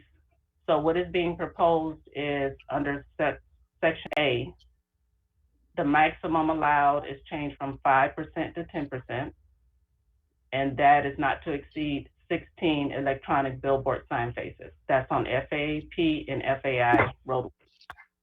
The next change proposed is to change from 5 to 10% and not to exceed 6, the total number of 6 electronic billboard sign faces on non-FAP and non-FAI designated roadways.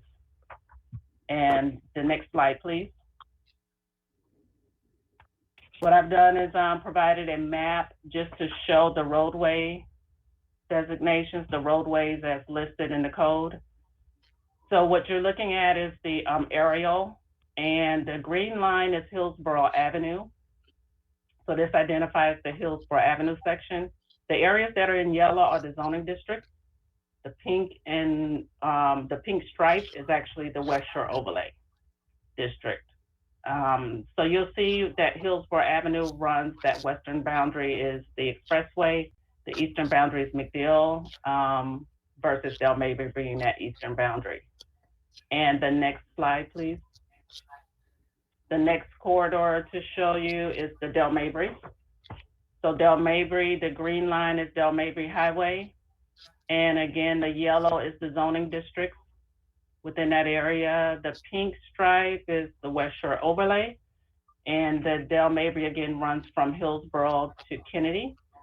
And then the next slide, please.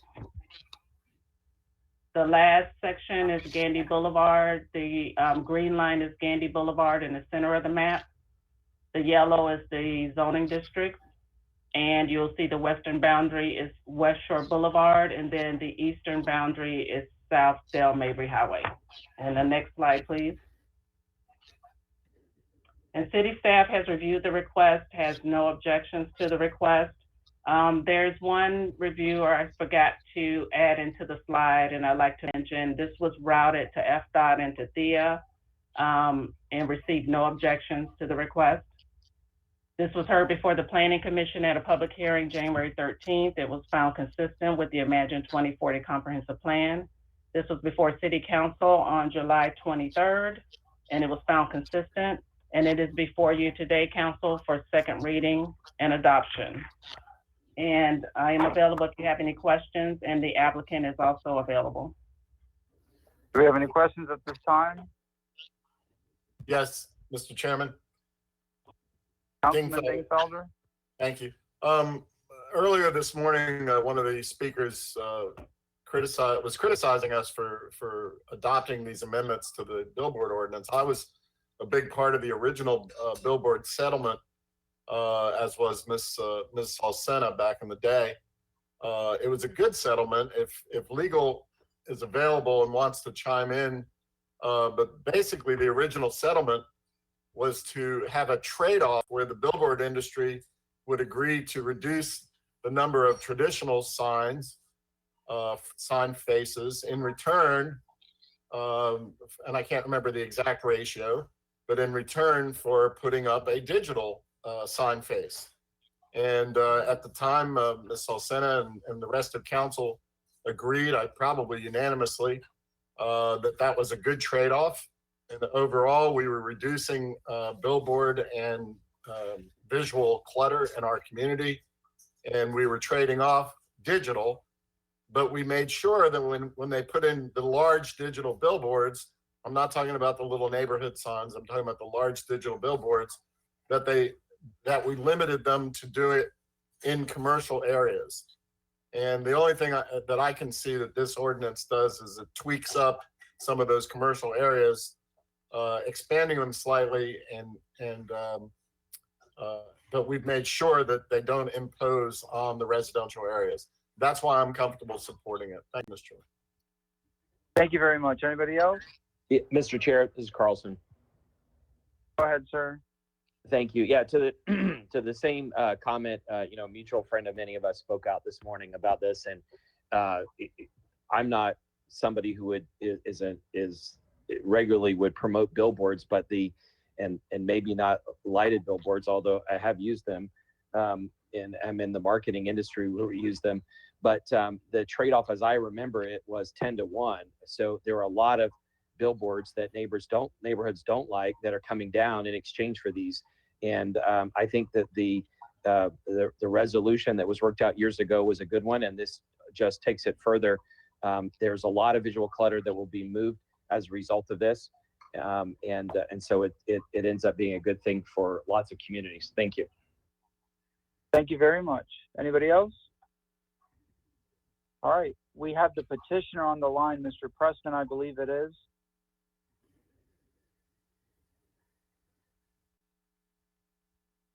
Are you there, sir, petitioner? Mr. Pressman, you can unmute yourself.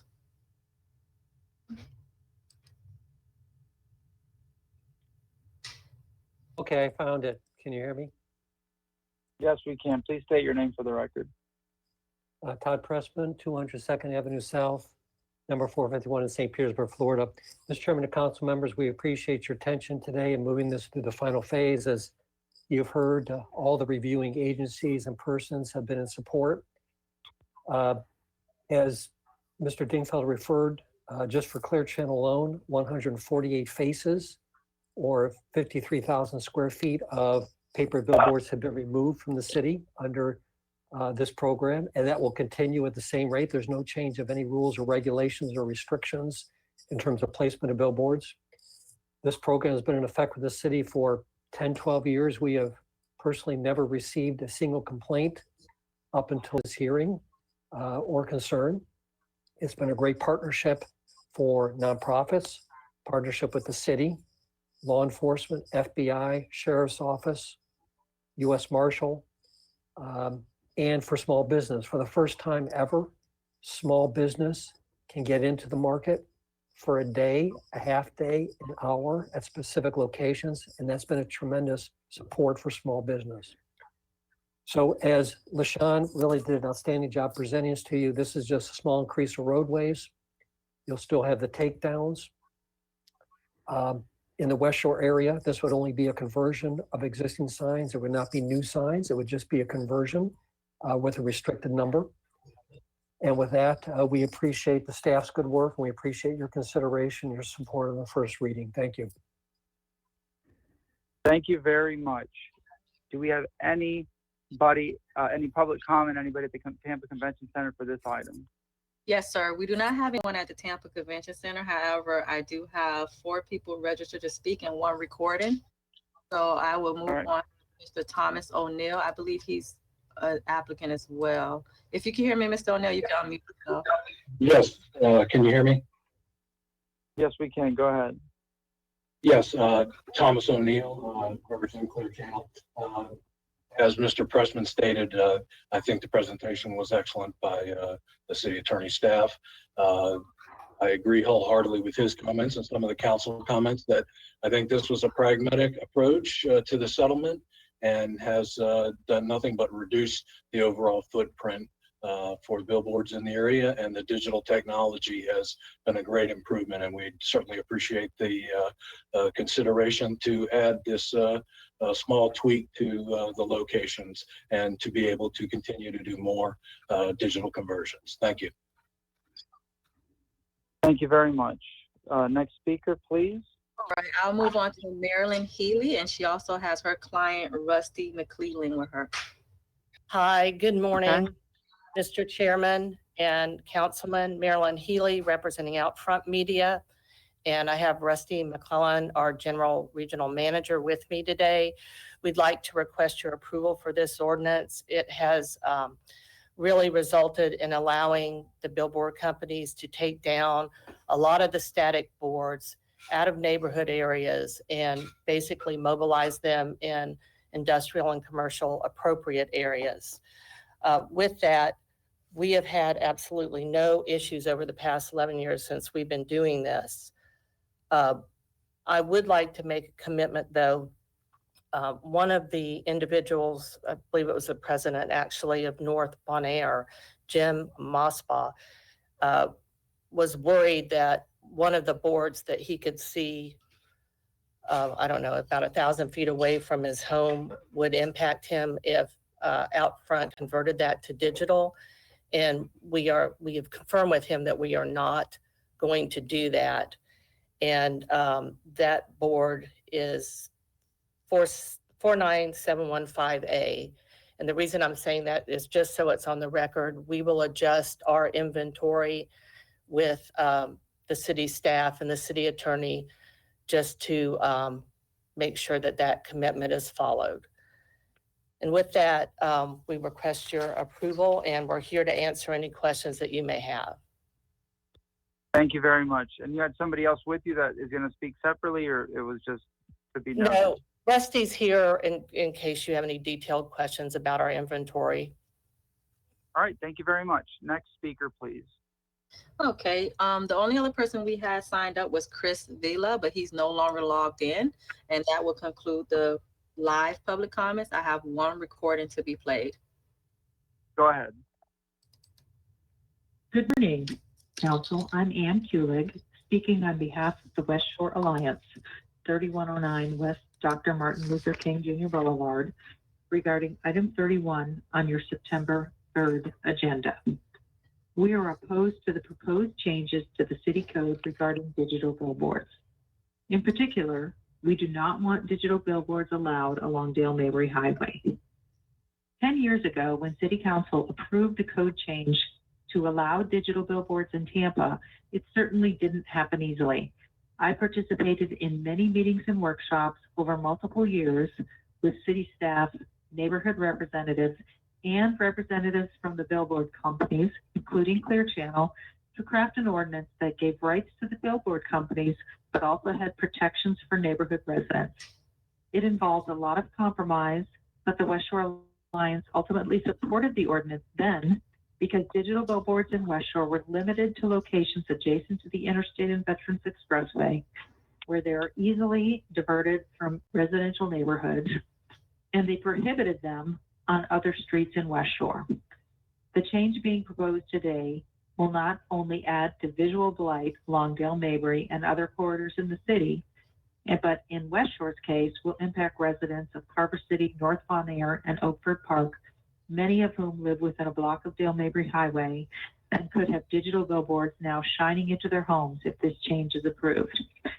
I ask simply that you stick with the compromise reached a decade ago and respectfully request that you deny this change to the digital billboard ordinance. Thank you for your time. And that will conclude. All right. Thank you very much. Do we have any questions or comments from council members? I hear none. Do we have a motion to, well, do we have any response or rebuttal from the petitioner here?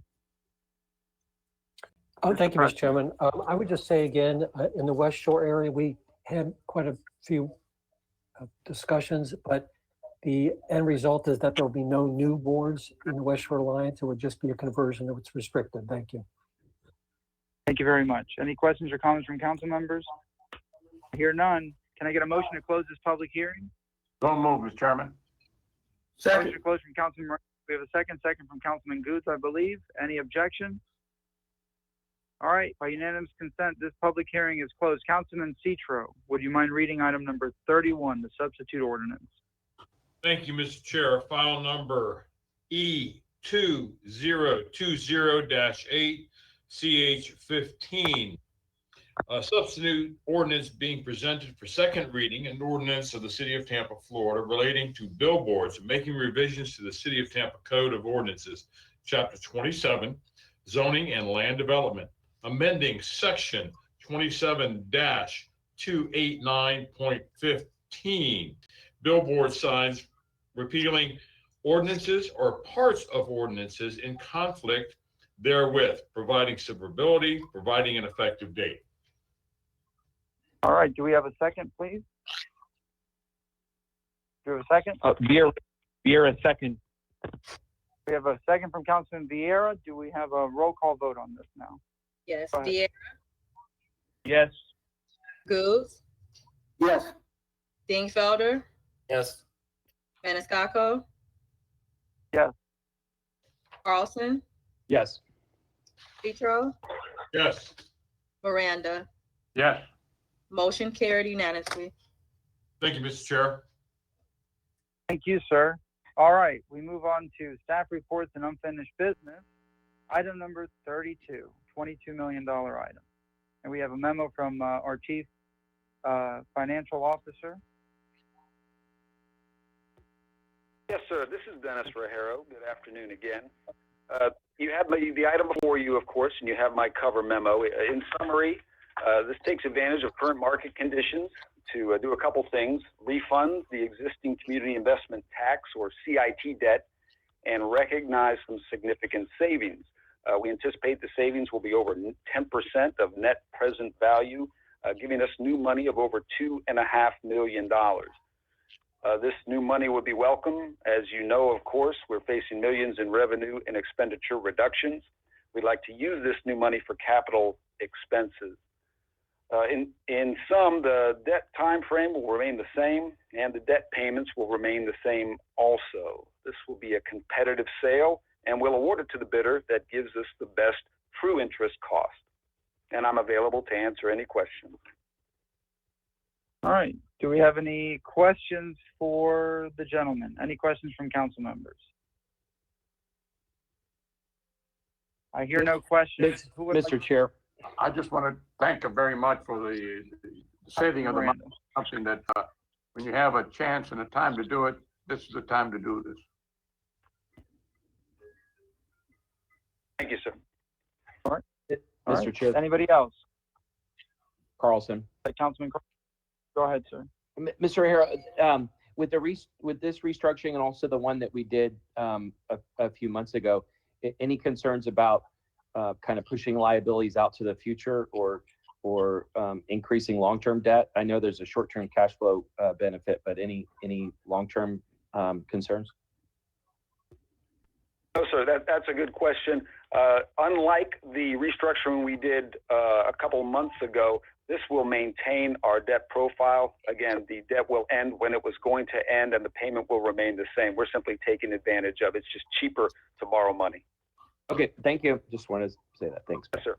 All right.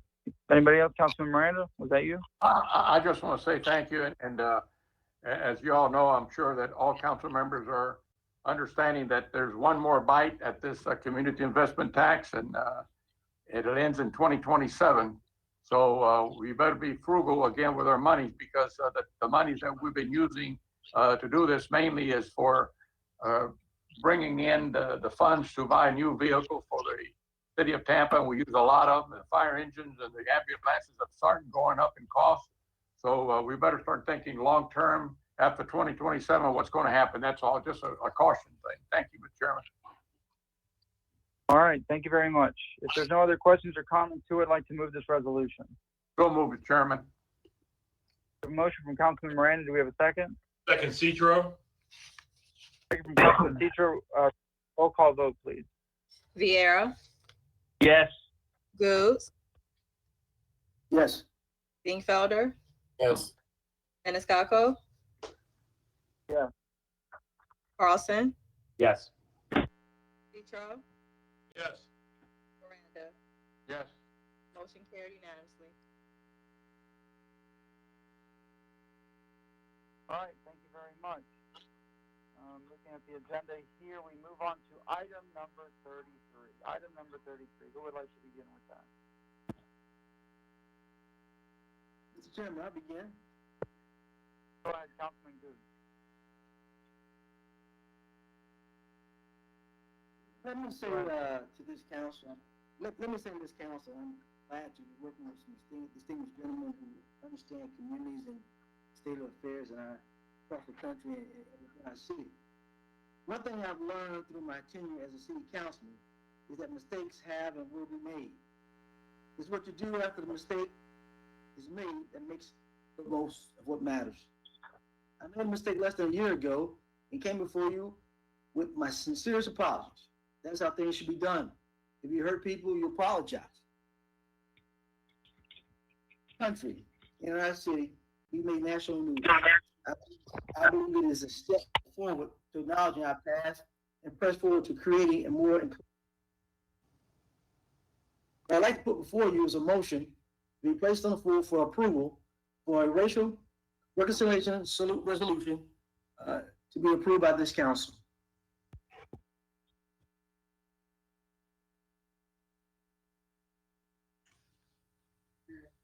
Anything else, sir? That's it, sir. Thank you very much. Is there anything else? If I may, Yes, go ahead. yeah, if I may, I'd like to second that. If I may, I first, wanted to thank Councilman Goods, our friend and our colleague, for his leadership in pushing this issue forward. Councilman Goods made reference to an incident that happened some time ago. I thank him for his humility and for his just honesty on this issue. I also, the Tampa Jewish Community Centers and Federation, we heard from my colleague in the law, Joe Probasco. We heard from, there was Gary Gould, Rabbi Jason Rosenberg, and others. Just, wanted to thank everybody involved with this issue, but especially thank Councilman Goods, sir, for the path that you've taken. I've always, counted you as a friend. I remember when we met in 2016 running against one another. So I'm always very sentimental with you. Can't help it. But I just really wanted to thank you for this. This is an issue that many of us are passionate about. I've always been passionate about American history. And by that, I mean all of our history, including the ignored parts of our history, the good that inspires us to do better, the bad that should also inspire us to do better. History can serve a lot of purposes. It can serve to guide and it can serve to inspire, but especially when you talk about history with a link or connection to the tragedies that we still see today, then that history really serves a larger purpose. History, when properly understood, can really help us build bridges today. I believe in that passionately, but no more subject within American history is more ripe today than ignored Black history, including in Tampa, and that connection to the tragedies and the frustrations that we see today. A lot of people ask, and I've had this question posed: why y'all doing this? Why do y'all take a look at things? A lot of people say, well, it's just going to make people angry. Others say, well, history is history. Let's talk about what's happening today. I've always respectfully disagreed with both. I always think that telling the truth shouldn't result in anger as seen. It should result in a chance for redemption. And you can't look at injustice of today without looking at how that history of injustice is rooted in ugly, shameful, and ignored. I emphasize ignored history. We live in very, very historical times. times when bias and prejudice is outside of the closet, so to speak, being yelled out at quite often in ways that I speak for myself, have never seen it publicly. Things are accepted that just 10 years ago would be unacceptable and immoral. It makes me frustrated when you think about what makes America great. Historically, it's been our capacity to grow closer to taking that original idea of liberty and expanding it to more people. We've done it for almost 240, 250 years. We recognize hurt, and then we build on what we can do for redemption. I'm glad that faith plays such a big role in this. I'm a Catholic, I'm a Christian, and I believe in forgiveness and redemption and also in penance. History, I always say, has always been connected. We live in unique times. We have Minneapolis with Mr. Floyd, Brunswick with Mr. Arbery. We have Charlottesville, Tree of Life Synagogue, Orlando Pulse, Mother Emanuel AME, etc. But generations ago, we had incidents in Mims, Jackson, Mississippi, Money, Mississippi, Selma, et cetera, et cetera. All of these incidents of history are connected to today, and that's especially true in Tampa. A city with giants and names like Francisco Rodriguez, Robert Saunders, Delano Stewart, Arthenia Joyner, and so many others. But we have a painful past that's connected to tragedies today. Heck, y'all check up a man named Robert Johnson, January 30th, 1934. He was lynched here in Tampa. The last known racial lynching in Jim Crow era in Tampa. Part of the incident with him occurred near City Hall. That is the transfer of him from one police department to another. Then he was ultimately taken in Harrison Street in downtown Tampa by a lynch mob, put near the Hillsborough River off Sly, and ultimately lynched there. A lot of folks don't know about Robert Johnson, but we get to know about, number one, what happened in our past and how it's connected to today. I'll be supporting this. I'm proud to support it. And again, I thank my friend, Councilman Goods, for his leadership and his honesty and his humility and his servant's heart. Thank you, Mr. Chair. Thank you very much for those comments. I'd like to say something before I go on to other council members, because this is, looking at the wording of this item, it says Tampa's history. And I look back at Tampa's history. Again, I love Tampa's history, and I mention it. But look at here in the city, Mount Zion Cemetery, something that Paul Guzzo with the Tampa Bay Times uncovered essentially with work of other people, and put it out there in the media, and people now know, and look what's being done right there in Robles Park. The injustices there on a cemetery. It's not, that there was enough hatred, discrimination, and racism while these people were alive. Even in death, they were being trampled on in many ways. You look at 1967 with Martin Chambers, an incident that sparked riots in the city of Tampa on Central Avenue. You look at 1987 with Melvin Hare, with the banning of the chokehold in the police department, with the murder of essentially what we see as an innocent man. I won't say that I think racism is disgusting. I know racism is disgusting. Discrimination by the color of their skin or their religion or who they love. We see it with people that are in the LGBTQ community. We see it in people by the God they worship, the religion they practice. And we have to remember a Latin phrase, memento mori, which means remember that we are going to die. If we think about this, and not to get too philosophical as I tend to ramble a lot, why do we waste so much time in dividing ourselves historically? How disgusting, the history of slavery in this country, the history of discrimination, whether it be someone who is Jewish or someone who is an Italian immigrant or an Irish immigrant. I don't understand. I see us all as Americans. I see us all as Campanians and Tampeños, however you want to say it. But I agree, and I support this by Council Member Good. Some people say, well, why are you stirring the pot? Why are you supporting something that could be controversial? Why now? Why not? We avoided the conversation for so long. There's people that think, well, after Lyndon Johnson and civil rights and voting rights and Martin Luther King and all these things, racism died back then. In 1968, after all the civil unrest, it died. It didn't die. back then. You know, some people say, well, you know, President Obama was elected president. You know, now things have changed. Things still don't change. I hear and I see racism and discrimination, and I hear comments from people, and I hear all these little things that first I thought, well, it's going to die off with my grandmother's generation. And now my grandmother is dead. You know, that generation is now in their 90s. They're 100 years old or more.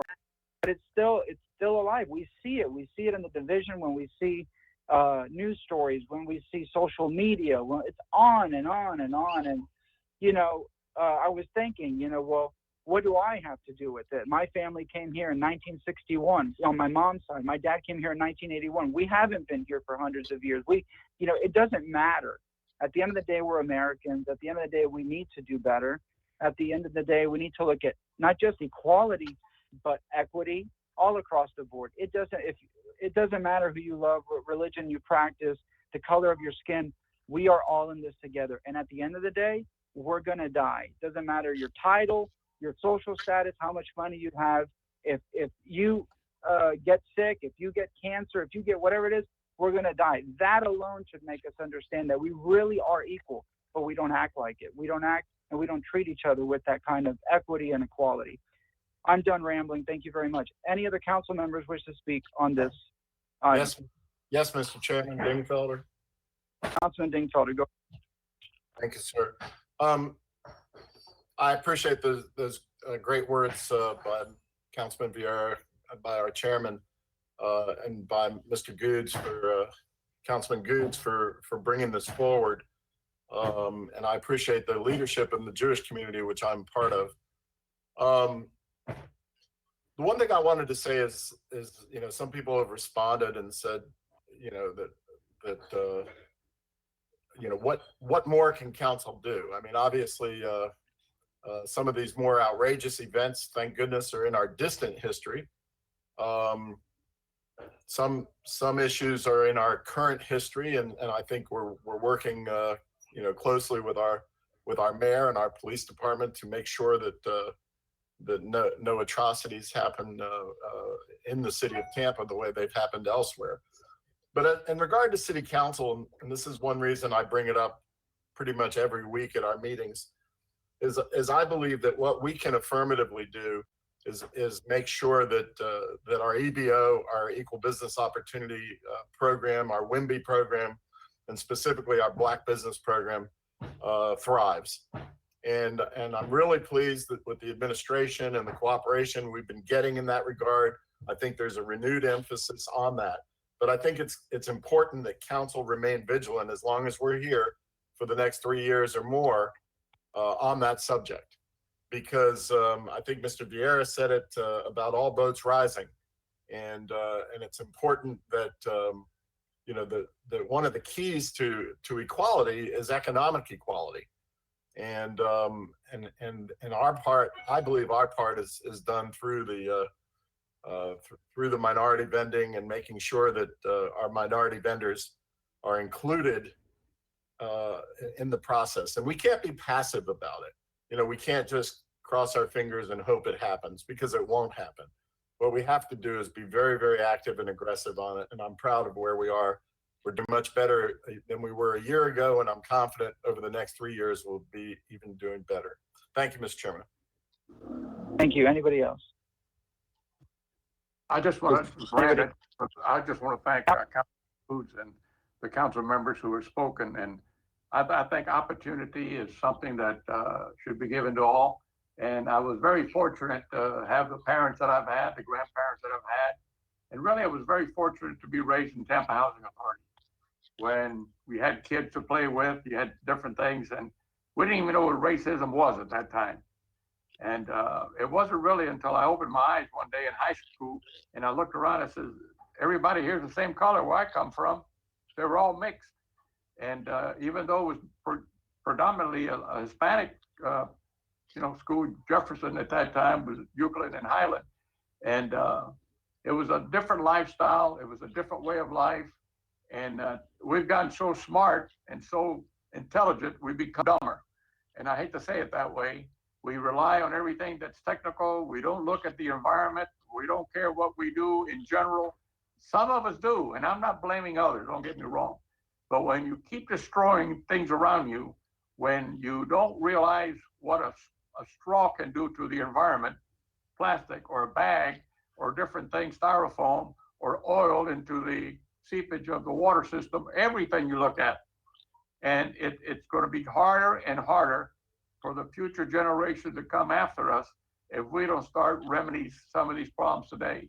And I think this administration is doing the right steps. You can't get off running because you'll stumble. And they're doing things at a good pace where we're going to have a better area. And when Tampa leads, the rest of the area here follows. I know they don't like to hear that, but that's a fact. And I just want to thank Councilman Goose again. Thank you very much, Mr. Chairman. All right, any other council members? Mr. Chair. Councilman Carlson. I agree with the comments of my colleagues, and thank you to Councilman Goods. Something that we need to focus on, and we've been focusing on in lots of different ways. But I want everybody who's watching to keep in mind that this is not just the distant past. Just 5 years ago, the U.S. Justice Department condemned the city of Tampa for civil rights abuses regarding biking while black that the Times wrote extensively about. And I could give a lot of other examples, but think about the fight over the Jackson House, think about the fight over the Bro Bowl, think about the fight over Fair Oaks Community Center, and on and on and on, including the minority business participation. There are systemic issues that need to be addressed, and we're trying to address them every week. And we appreciate the community helping us to address these, to try to look forward and as someone said, make Tampa the example that other cities can follow. Thank you. Thank you very much. Anybody else? Another comment that I just want to add quickly, because I saw an article from the Times, and there was a quote in there from Yvette Lewis, the head of the NAACP, and it says, "How about our leaders say they are sorry that past leaders looked the other way when cemeteries were destroyed?" And if I'm correct, you know, some of those council members and whoever was mayor at the time in that era, I know where some of them are buried. And I can tell you this, no one's going to pave over where they're buried. And I don't want to say I apologize on their behalf, but I'd rather call them out and say shame on them for allowing something like that to happen. This is a cemetery. I mean, at that point, you ask yourself, is nothing sacred at this point? Obviously not, because here we are almost 100 years later, 80, 90 years later, uncovering and rediscovering this and trying to right the wrongs of history and the lack of leadership of those that were in elected office, you know, before us. And I'm glad that things are being done to change that and correct that and right those wrongs, even if it really is righting a wrong. Because I mean, what can you do at this point with this gross, you know, negligence and lack of respect? So I just want to say that. Anybody else, any other council members at this time? If not, I'll go back to Councilman Goods, who is the maker of this motion.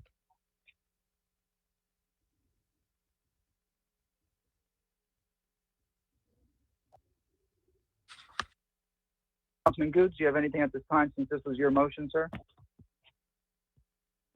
Again, I just want to say thank you to this council for the heartfelt words. There's one gentleman I have to thank, Mr. Joe Brasco. I mean, him and some of his committee members, myself, and of course our great attorney, Mr. Shelby, who helped us craft this this resolution. It's really heartfelt, and I get choked up about it when I read and look over some of the passages that are in this resolution that really stand out, that are bold but truthful. And I'm just hoping that we can get a consensus vote on this resolution and move forward, Mr. Chairman. All right. Mr. Chairman, a formal motion to move the resolution, please. Councilman Goods, you do make the formal motion for this resolution? Yes, sir. Second by All right, Citro. may I pass, I was going to pass you the gavel, but you have the second. We have a second. I believe there was a second, Mr. Chair. I believe. Yeah, the second was from Councilman Citro. Thank you. All right. Let's get a roll call vote on this. All right, Vieira, Yes. Goods, Yes. Dingfelder, Enthusiastically, yes. Maniscalco, Yes. Carlson, Yes. Petro, Yes, thank you to my councilman, my friend, Councilman Goods. Yes. Miranda. Yes. Motion carried unanimously. Mr. Chair. Yes. This is Yeah. Carlson. This is Carlson. If I could just say one more thing. I think this goes without saying, but I would just like to reiterate to everybody that the position we're in now, although we apologize for the events of the past, we need to make sure that we do everything we can to make sure that no future council has to apologize for anything we did or didn't do. So let's make sure that we continue to be watchful, and I appreciate everybody's persistence and diligence in watching out to make sure that we abide by the right principles. Thank you. Thank you very much. Mr. Chair. All right. Councilman Goods. Mr. Chairman, since the motion has passed, the portion of the commission that is in the resolution, if you'd rather me speak to that now or during motion times, because I think the Chairman Les Miller of the county spoke yesterday in reference to what's going on, and maybe we can get something on the floor to see if we can have a joint commission with the county as well. Okay.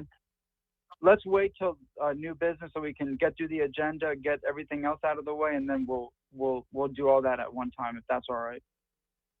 Thank you, sir. Thank you very much. We now go to item number 34. Item number 34, we have the Chief of Staff to discuss the Chief Diversity Officer position. Mr. Bennett, if you're on the line, take it away. Well, now, good afternoon, Chairman, Council. Before I dive into item number 34, I just want to congratulate Council and especially Councilman Goods for bringing that emotional but effective resolution forward. I know Mayor Castor has personally spoken to Councilman Goods, and she was appreciative as well and embraces all the content in the resolution. With that said, I know when the budget was presented back in early August, the request to examine a chief diversity officer was brought to the attention of the administration, and we embraced that motion. We looked at it. I know I gave some initial feedback based on the functions that a position like that would provide opportunity to bring our city where it needs to be, which is why many of us came back to government to do these very things. You can see that, much like I did this morning, not a presentation, but a quick overhead. Just want to bring that conversation from the previous meeting to a visual. And what our recommendation was in conversation with Councilman Goods and hopefully embraced by the rest of council was that if you can see the color-coded organizational chart, we could call it the beginning of a pilot going into the budget. However, the city was reorganized in February, right before COVID. And one of our key directors was elevated to a position of administrator over neighborhood and community affairs, and that's Miss Osea Wynn. And she's done an amazing job from a colleague's perspective of mine with this new position with the neighborhoods, and which includes Parks and Rec, code enforcement, and other functions. And we coincidentally through that have revamped the strategic plan going into the budget. We've added enterprise performance management, which is a data-driven approach to make sure that we are holding ourselves and our staff accountable. And the reason for that background is when I spoke last time to this motion, I mentioned three things. I think the things that will turn the corner for the city come down to recruiting, to get our staff in the city as closely aligned as possible with the community that we serve in all departments, training to make sure that we advance our understanding and acknowledge our biases and our approaches towards our relationships, both inwardly and outwardly to the community. And then lastly, a topic that we bring up all the time is accountability through efficiency, effectiveness, and most important, equity. And I talked about those in deliverables, but again, without the opportunity of the org chart.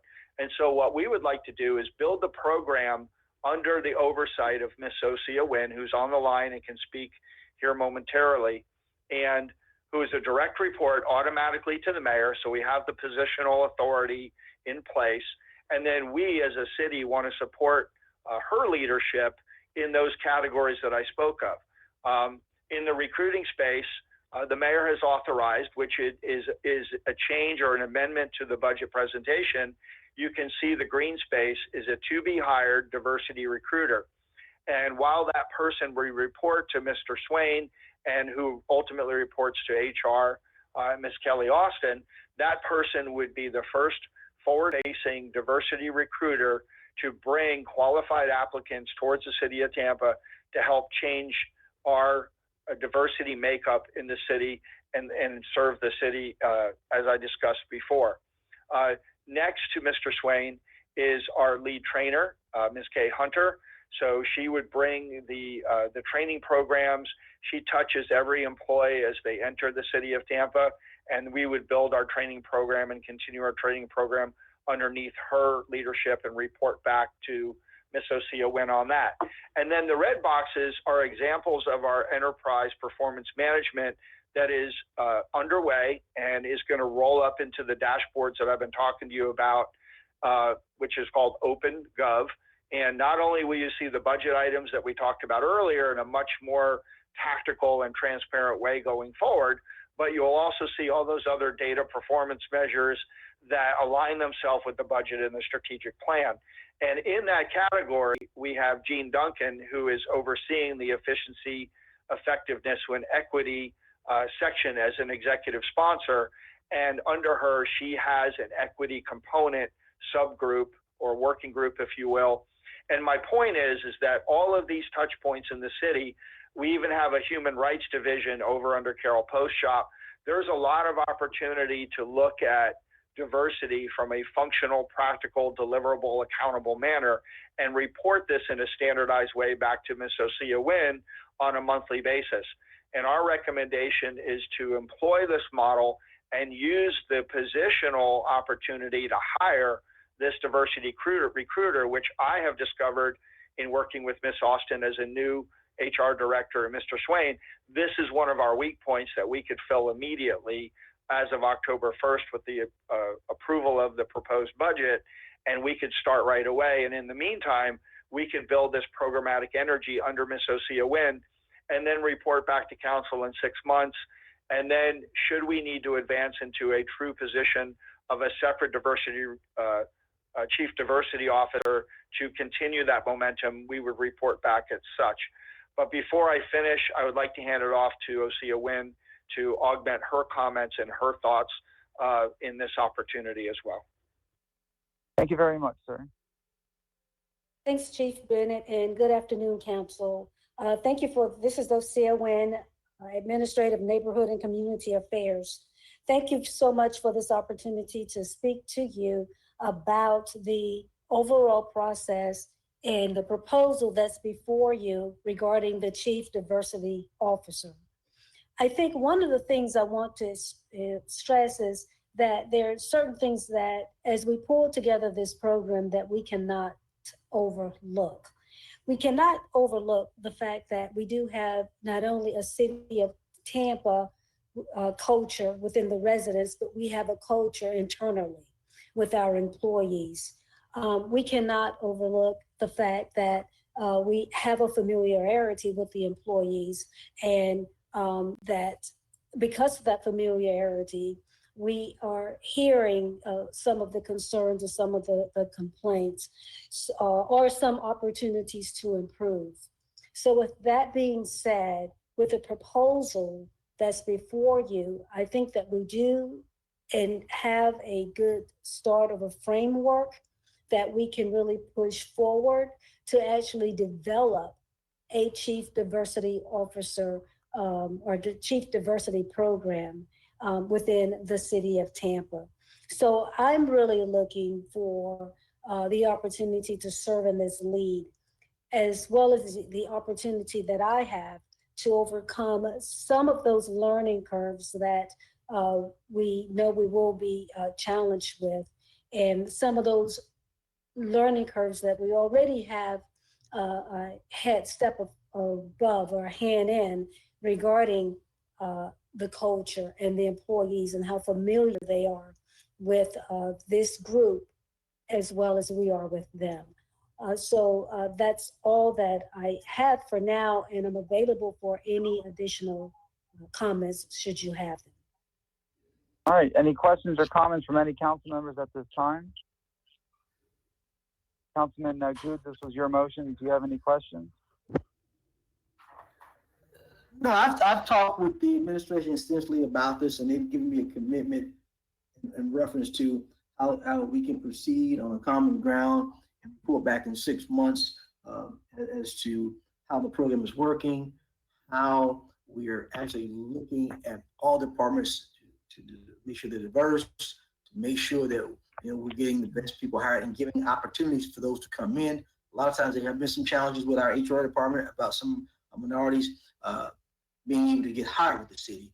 And I know that from firsthand, from experience, dealing with the HR and reference to some incidents. So I want to make sure that we cover all bases and give a stern report and making sure that we have a diversified workforce. And Thank you very Mr. much. Chair, if I may, Vieira. Councilman Vieira, yes. Thank you, sir. No, just like last time, again, wanted to commend Councilman Goots for his work on this with issues like this. What's that old saying? An ounce of prevention is worth a pound of cure. But additionally, that ounce of prevention is also morally the right thing to do. So just thank you, Councilman Goots, for your leadership again. Thank you, sir. And Mr. Chair, this Thank is you very much. Go ahead, sir. One piece of feedback I got from the community was that in some organizations, chief diversity officers or similar positions don't have any power. And so two things, they need this position needs to have a level of autonomy to make sure that they can pass on and affect change. And number two, there needs to be an anonymous system or a system that protects people who have complaints or feel like they've been discriminated against. Thank you. Thank you very much. Anybody else? All right. Thank you very much. Thank you very much. If there's nothing else from Chief Bennett or Osea, we'll move on to item number 35. Item number 35, there's a request and a memo from Councilman Vieira that the item be continued for 45 days. 45 days, give or take, will be October 15th, our regular council meeting there. So can I get a motion to continue item number 35 till October 15th under staff report? We have a motion from Councilman Citro with a second, I believe, from Councilman Goods. Any objection? Seeing that there is, or hearing that there's no objection, passes by unanimous consent, rescheduled or continued till October 15th. All right, we have 3 items left, but don't get excited because next up is Bayshore Boulevard. We have a PowerPoint called Speed Management Update. If you'd like to begin with that, item number 36.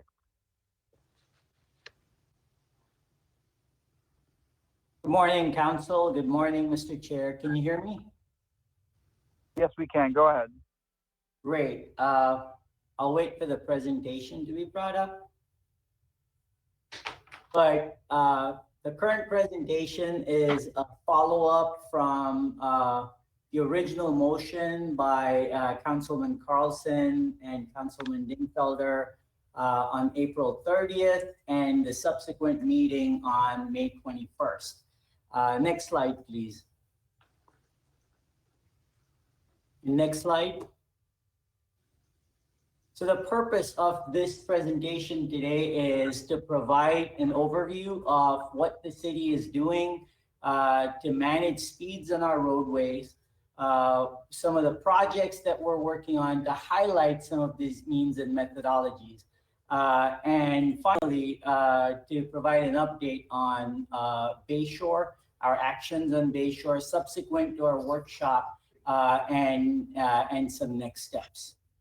So all of our actions are guided by the Transforming Tampa's Tomorrow strategy.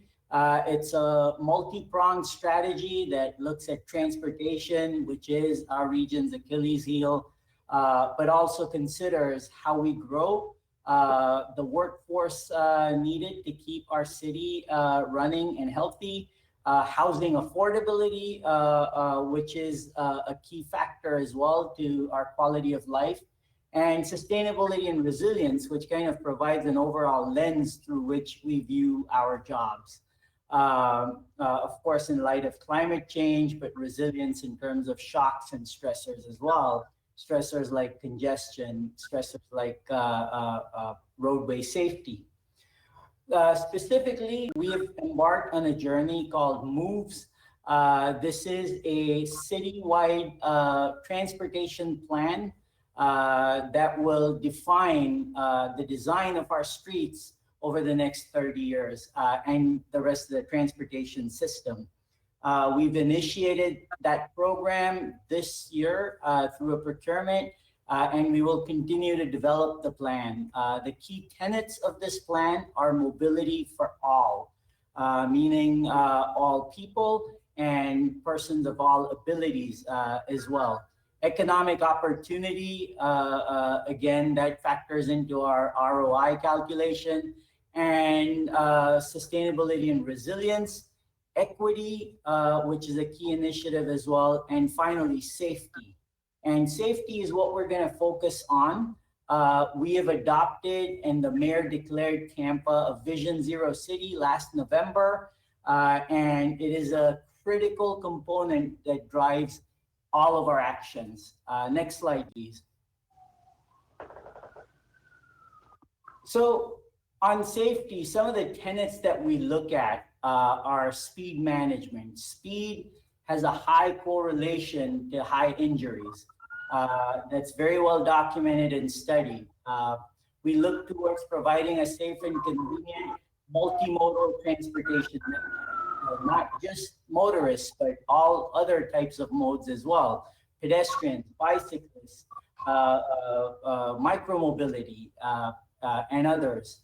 Equity and efficiency is critical in considering how we calculate our ROI and how we allocate projects. City is a lab, trying out new ideas. This is very critical, especially in light of limited budgets, but also in light of rapid change in our environment. We've got to try out new ideas sustainably. If they're good, we grow them. If they're not, we move on. Did we mention sustainability and resilience? Design flexibility, that's really important as well. You know, catering to specific neighborhoods and their needs. And this is a slight departure from these citywide plans that, you know, most cities used to have in the 90s and early 2000s. Now we have that planning as well, of course, for connectivity, but we go to neighborhoods and say, you know, what is it that you want to see here, and change our needs. And I'll present an example. And community engagement. We have to be cognizant of engaging the community and understand why we're doing this. And a key reason why we're doing this is Hillsborough County per crash has one of the highest injury or significant injury rates in the nation as a county. This is borne by data and work done by the MPO. So that's something that has to be a top priority. Next slide, please. So again, this is to highlight how speed factors into probability of survival. And as you can see, at 40 miles per hour, the rate of survival is dismal. Only 1 out of 10 pedestrians will survive a direct impact. And that gets significantly lower as you lower the speed. So we're looking at different ways of lowering and calming streets. There are various strategies that we adopt, of course.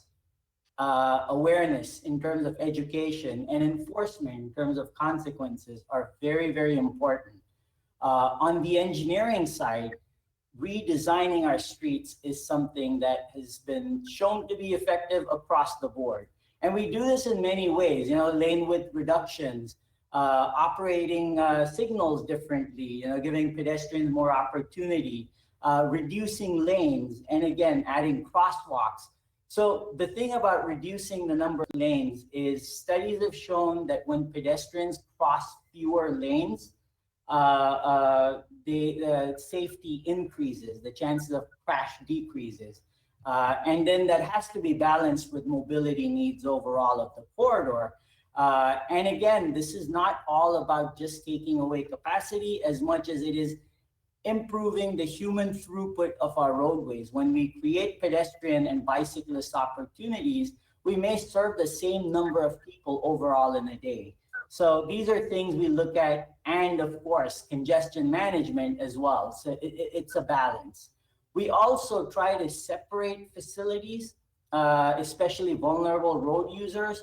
So we're, be it separating bicyclists with rigid or flexible materials, or behind parking lanes, or separating pedestrians like we have been using sidewalks. But we also separate vehicles on the roadway with left turn lanes, for example. So that is one other way. Another way we do it is by changing potential angles of impact.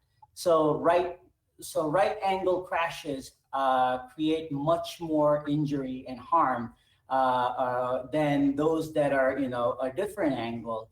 And that's where roundabouts become very effective as well. So it's a combination of efforts. Next slide, please.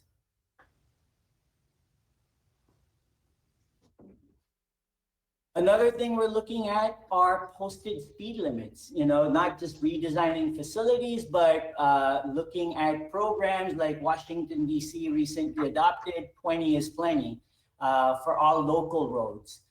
And 20 is plenty because on a narrow local road, the perceived speed at 20 miles per hour for a pedestrian or a person sitting on their front porch is much higher. So that's something we're working on. Over the years, we've evaluated, the entire street network in Tampa to see what is the right posted speed limit. Of course, it's not just about the speed limit or the posted speed limit. It has to be paired with design. And that is a key component of our Vision Zero program. Next slide, please. Another simple but very powerful tool is always stop control, meaning four-way stops. We have a lot of two-way stops within our neighborhoods. And sometimes that sort of speed or that sort of control elevates the risk. And so always stop control studies have shown will reduce injury crashes by up to 80%. And so by the end of the calendar year 2020, we'll be converting 60 intersections. This is already underway within Tampa to always stop control.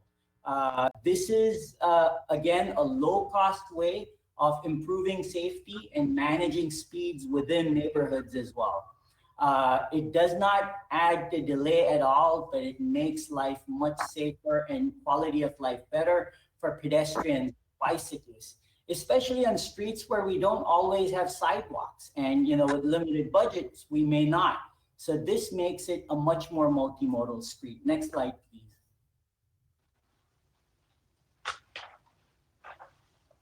This is an example of some projects, and all of our work is data-driven, in terms of ROI or in terms of, various factors, including condition of the facility, to crashes, to mobility needs, to a changing neighborhood.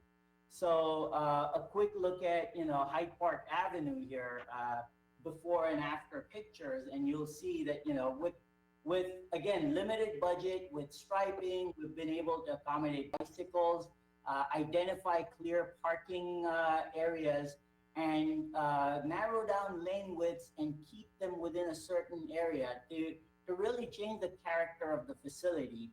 This is without changing the capacity of the roadway.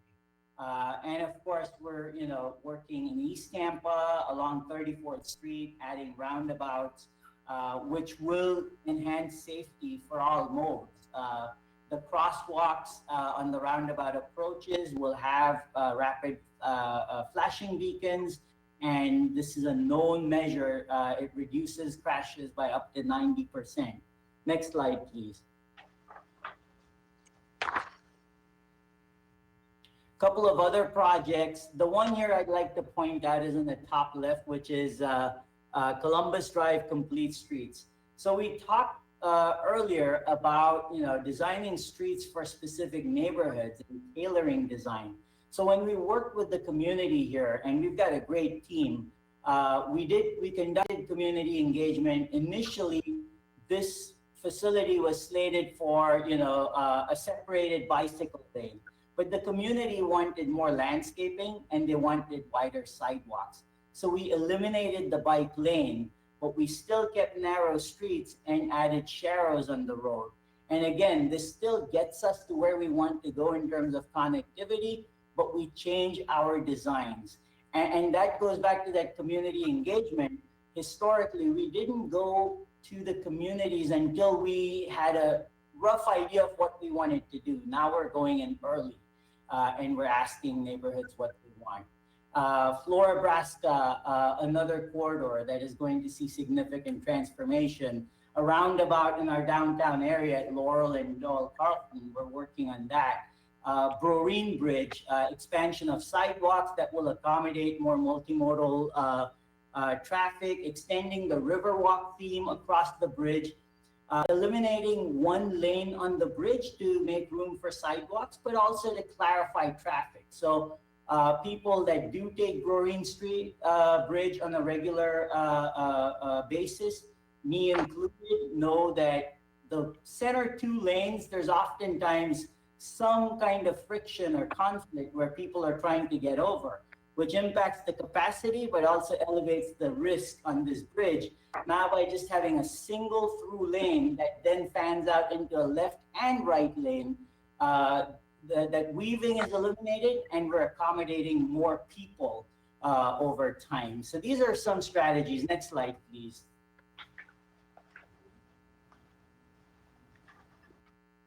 This is a look at a list developed by the MPO of high injury network corridors.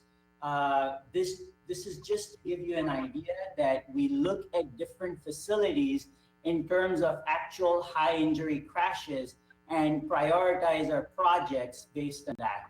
A lot of these are, of course, state and county facilities, so we work with the state to incorporate best practices, and the same with the county as well. And you'll see some upcoming projects in Howard and Armenia, particularly that will include the safe design or safe system approach, as the Institute of Transportation Engineers likes to call it. Next slide, please.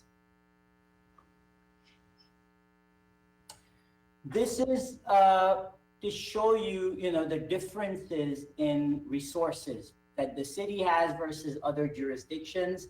This is based on capital improvement program budgets of the state, the county, and the city. There's a lot more nuance to these numbers. Some of these investments come back to the city as well. But just for a sense of magnitude, per lane mile, we have about $4,000 to spend in our capital budgets. The county has about 13. And the state, of course, with the interstate system and other facilities, large bridges, they have 188,000. My only point here is we're trying to maximize our available funding, and we continue to pray for the surtax to be passed. Next slide, please. So now let's move our focus to Bayshore Boulevard, which is also part of the original motion, which is what have we done? And we presented what we were going to do. Next slide, please. So this was our plan in the short term, to add new traffic signals at Euclid and Rome. And this is a slide from April. We're here, early September, and those signals are in place already. We are going to make traffic signal modifications at Bayshore. Have done that. Northbound traffic now stops at Bayshore and Howard, where it did not previously. And just to highlight these signals, the newer signals at Euclid and Rome are meant to create breaks in traffic, especially for northbound vehicles. So that will mean that these breaks means that traffic will have to stop more, but it will reduce overall speeds. This is a known measure. There are some other actions that we are looking at as well. Many have been completed, and we continue to work with law enforcement on monitoring and enforcing speeding. Next slide, please.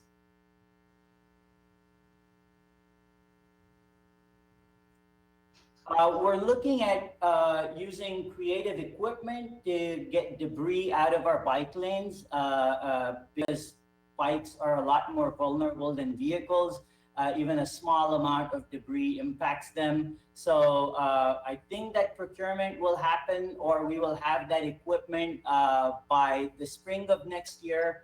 But these are smaller sweepers that can get into a 4-foot, 5-foot bike lane. And that way we can introduce more design variants to accommodate bicycles on our roadways. Next slide, please. We've upgraded a lot of the push button signage to make it a little more intuitive. Pictures generally better than words on signage. So the push button signs, some of them will be removed, and newer ones that add additional attention will be installed. In fact, I think these have been installed, 114 of them along Bayshore. Next slide, please.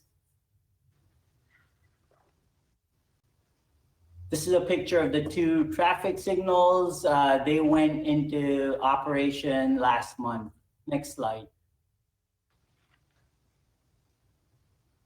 This is a summary of enforcement activities along Bayshore, and in terms of citations, in terms of warnings, this has to be looked at relative to the decrease in traffic from the pandemic as well. But we are working with law enforcement. We have stepped up enforcement on the corridors, and we are monitoring speeds. Next slide, please.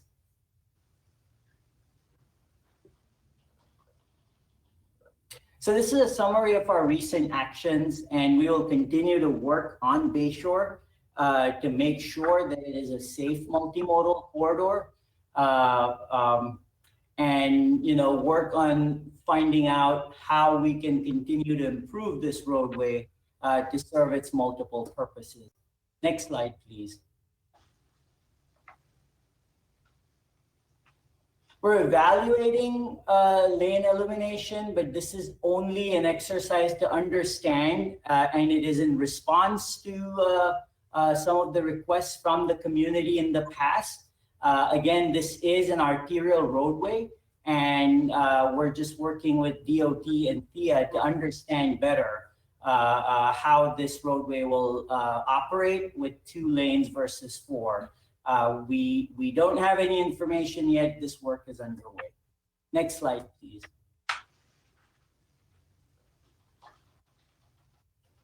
We continue to look for opportunities for street activation to calm streets by repurposing them, especially around times when there isn't a lot of traffic or in extenuating circumstances like the pandemic. We've done a presentation on this before, so we'll move to the next slide.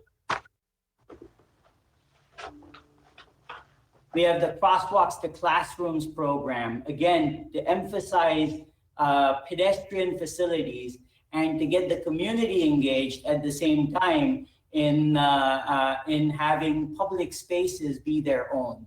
Next slide, please.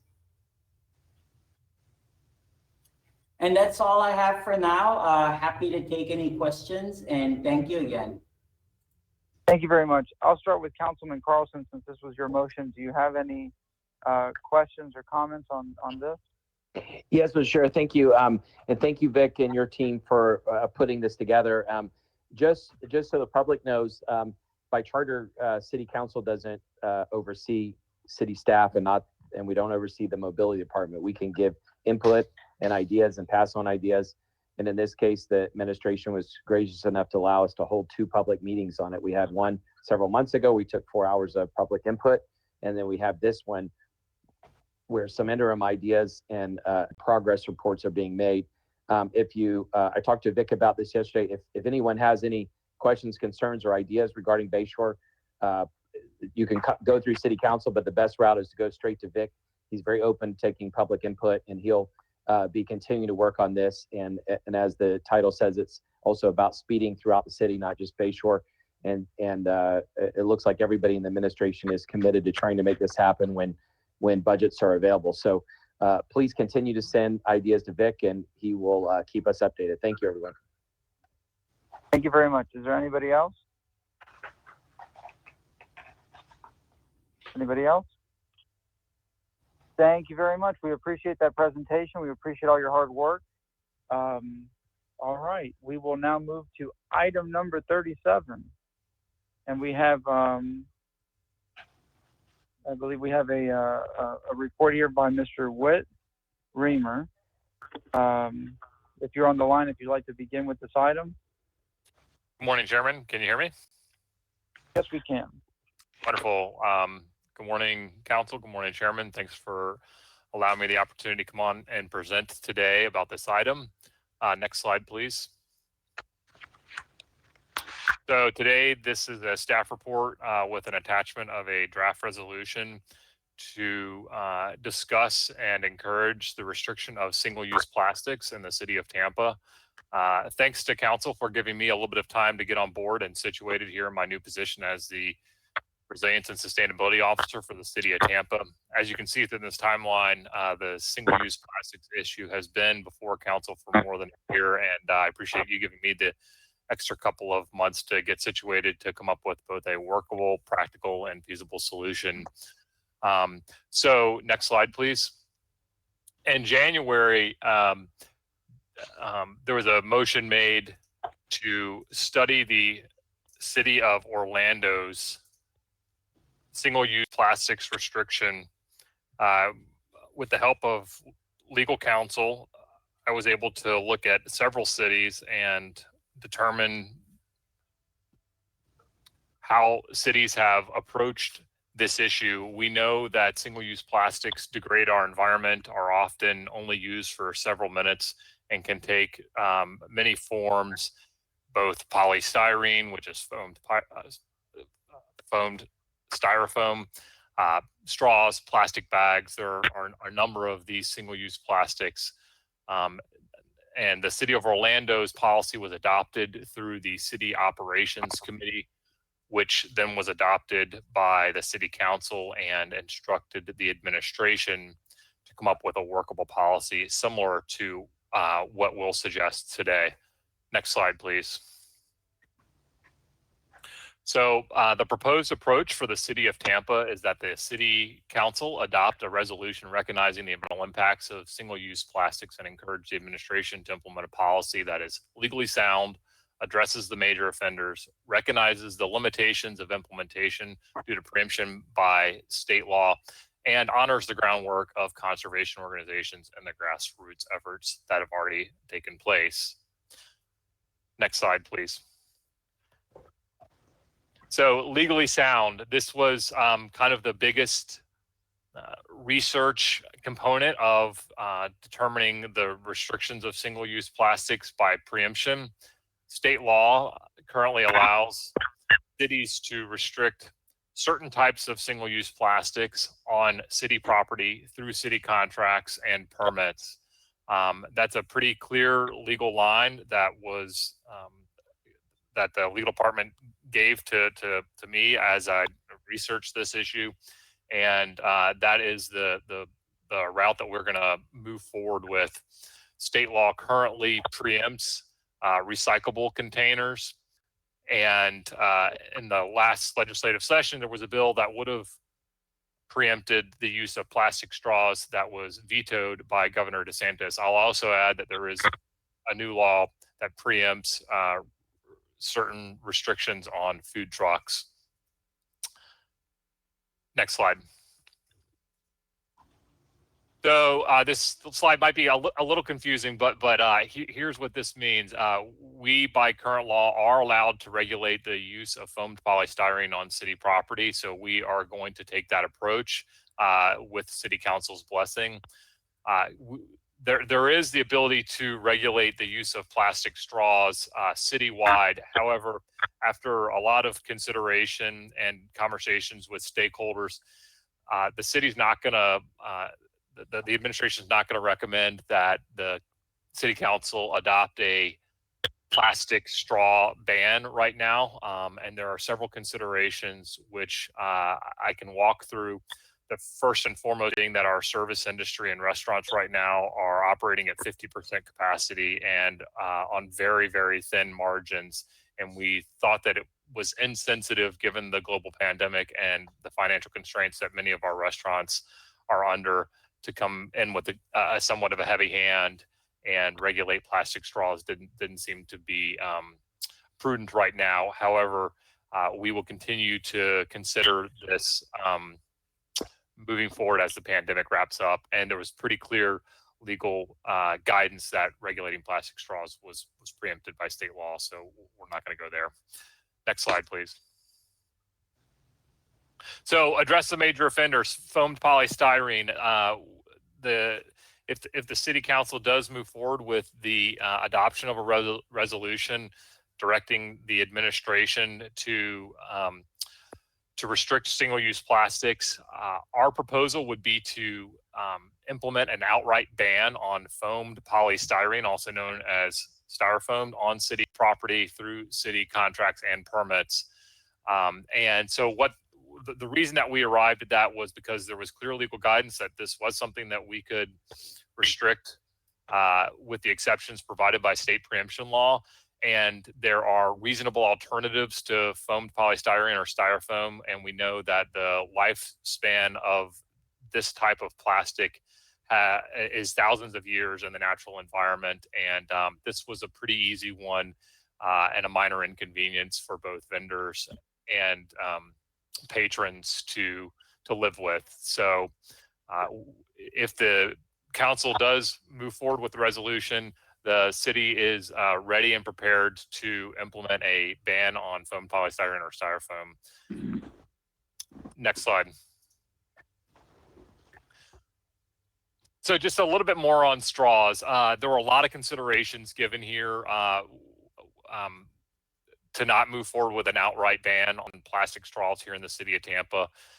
There are ADA considerations. As I mentioned, we wanted to be sensitive to the restaurants that are operating and have current back supplies and their current vendor contracts. Enforcement is very difficult on this and takes a lot of time, which isn't in and of itself a good reason not to move forward. But we thought that more time needed to be given in terms of an outreach plan to all of the restaurants and food vendors that are operating within city limits. And finally, there are certain food and beverage types that we would need to come up with workable solutions that alternative straws like metal and paper didn't seem to be a good fit. But there's more research that we can do there. Next slide, please. Final note on the plastic bags. We do think that there should be movement both at the state level and city level at some point to regulate plastic straws, but we recognize right now that plastic bags, but we do recognize that plastic bags are technically recyclable and therefore preempted by state law. So we look forward to working with our stakeholder partners on a plastic bags restriction in the future, but right now recognize that that's not something we've got control over. Next slide. So the final thing I want to mention is the great groundwork of the conservation organizations that have worked diligently across Florida on this issue, in particular, the Rise Above Plastics Coalition, which you see here. They've done an incredible job both in St. Pete and here in the Tampa Bay area, educating restaurants and food vendors about the need to make the transition from all types of single-use plastics, not only straws. And I just wanted to give them a shout out because they've done an incredible work. So that's the end of my presentation. You should see attached to my presentation a draft resolution for council's consideration. If the council does adopt the resolution today, I think they might have that option, or if they can put it on the next council agenda, that would be fine as well if there's feedback. And as soon as this resolution is adopted, the administration is prepared to implement immediately a policy which will match the presentation day on foamed polystyrene straws, and we look forward to building this program out as we move forward. So thank you. Thank you very much for that very detailed presentation. We appreciate that. Are there any questions or comments from council members at this time? Councilman Citro, you made this motion. Would you like to go ahead and speak? Yes, thank you very much, Mr. Chair. Whit, thank you very much for doing this presentation today. I agree with you that this is time that the city take the lead on single-use plastics and the banning of single-use plastics, and to ask the private businesses within the city of Tampa to follow our lead. You have made some great comments today, and we can always make improvements in the future. However, today will be the day to make the start. And Mr. Chair, after I hear from other council members, I would like to see if we have consensus to move the resolution today. Thank you, Mr. Chair. All right. Thank you very much. And real quick, styrofoam was brought up. I think styrofoam is gross. I mean, not to sound so just plain on that, my choice of words, but you think about the long-lasting effect in the environment. It's going to the styrofoam in the environment outlives us. It's going to exist longer than we're alive, and just sitting there in the environment doing nothing. You know, styrofoam, a container that we use for a few minutes to eat a meal, whatnot. But you know, certainly there's we have you know, other options with the straws, using paper straws, bamboo straws, metal straws. You know, plastic bags. I don't use plastic bags. I use the renewable ones. I have a bunch of them in my office. I keep them there. I don't like to be wasteful. So I'm glad that we're starting to take, you know, the initiative here. Any other council members on this? Hearing none, Councilman Councilman Citro, you wanted to go ahead and make a motion today to. And Mr. Chairman, I appreciate you calling my name. You're a mind reader. I did have a question to Whit. He might have mentioned it, and if he did, I apologize, I missed it.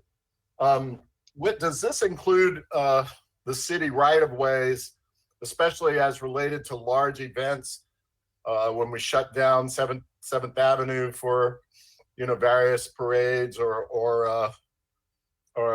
you know, shut down the Bay Shore for Gasparilla, that sort of thing? Have we looked into the possibility of including the ban on styrofoam for those type of events? Thank you for the question, Councilman Dingfelder. As written, this policy would not extend to the rights of way. However, it would extend to permits. And the reason that right now it's not written to extend to rights of way is because under the Lift Up Local program, there are several restaurants operating on city sidewalks. So you get into a little bit of a gray area, and there's kind of a temporal aspect. I know that program is temporary, but is looked at being extended. However, for an event such as Bay Shore, there is a master permit that's issued for that event, and our intention is that master permit and the restrictions that would apply to that master permit would then trickle down into the vendors that are operating. So kind of a mixed answer to your question there, but the rights of way can get a little bit tricky. I also do want to mention that we are looking at providing an exception for events that are under 100 people. So, you know, if there are small birthday parties or small family gatherings that styrofoam is brought onto city property where there's under 100 people, that would be an exception there. Okay. Yeah, I appreciate the work that's gone into this. I appreciate the mayor and the staff being concerned as well. I think I think that to the extent possible, especially very large events like we spoke to, including Gasparilla, that we try our best to encourage or enforce the prohibition of styrofoam, because inevitably some of that styrofoam is going to end up out in the bay as well. I mean, directly out in the bay without even going to the landfill, et cetera. So anyway, I look forward to voting on Mr. Citro's motion. Thank you. All right. Thank you very much. Anybody else? And this is Whit. If Mr.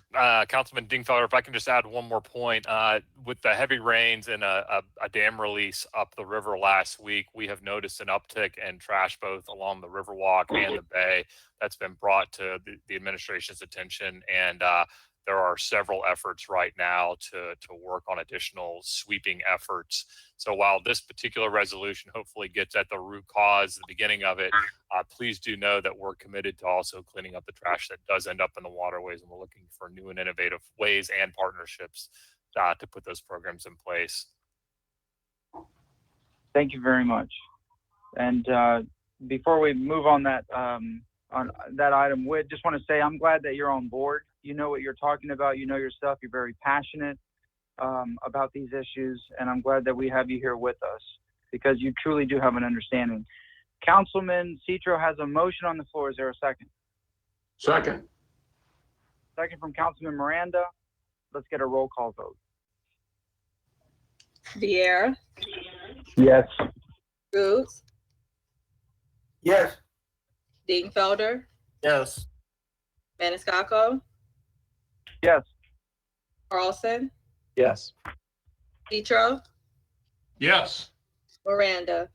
Yes. Motion carried unanimously. Mr. Chairman, Martin Shelby. Yes, sir. Just want to confirm that the clerk took that as the substitute resolution. Is that correct? That is correct. Thank you very much. Thank you very much. We go now to our final item, and then we go to new business. We're almost there. Final item here is regarding our virtual meetings and how we move forward and whatnot in the future. Who would like to begin this? We have a memo from Mr. Dennis Fernandez, our interim director of planning and development. If you're on the line, sir, if not, in the discussion. Good afternoon, council members. This is Dennis Fernandez, interim director, planning and development. With me this afternoon is LaShawn Dock, also with the planning and development department. We did provide a memo or report in reference to your memo or motion that both gives you an update on the status of our current virtual quasi-judicial meetings and where those lie today, and also gives you some options moving forward. I did want to begin just by commenting that the process that we have in place today has been really the collective efforts of many different individuals and many different departments. And we do appreciate the city clerk's office, technology and innovation, the legal department, and digital media production, assisting planning and development in providing that virtual format for you. There has been obviously some meetings that we've accomplished in that form. We learn a little bit each time we are engaged in one of those meetings and have been trying to adapt the meetings to be more successful with each consecutive opportunity. Moving forward, we are anticipating that you will be a need to consider other types of virtual or quasi-judicial formats in that the executive order by the governor is set to expire on October 1st at 12:01 a.m. We did provide you some background to the decision to present the options that are on page 3 or 4 of the report. There's obviously a need for the various departments and the staff to be able to communicate with the applicants about the necessary notice requirements that are upcoming with the application cycles. So with that, we are hoping to provide some direction moving forward beyond October 1st in the event that the executive order is not extended. I know that there are some representatives, I believe Andrea Zellman is actually on the line as well from the legal department to assist you in your conversation here.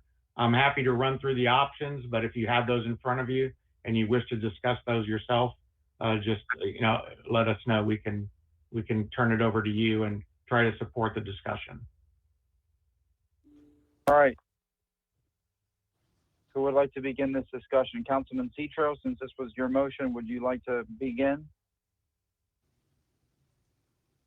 Yes, Mr. Chair. As soon as the executive order comes down from the governor saying that he will no longer allow virtual meetings, quasi-judicial meetings, excuse me, are we ready and set to go back to quorums, physical quorums? And how long will it take? How long will it take notices to go out to petitioners? And how are we going to transition ourselves into that? By me asking these questions, I'm hearing some constituents saying that we have spent a lot of money at the convention center to have council meetings, and that the city of Tampa has gone through extremes to help prevent the spread of COVID by social distancing, by cleansing the microphones, cleansing the podiums in between speakers. However, council is not meeting there.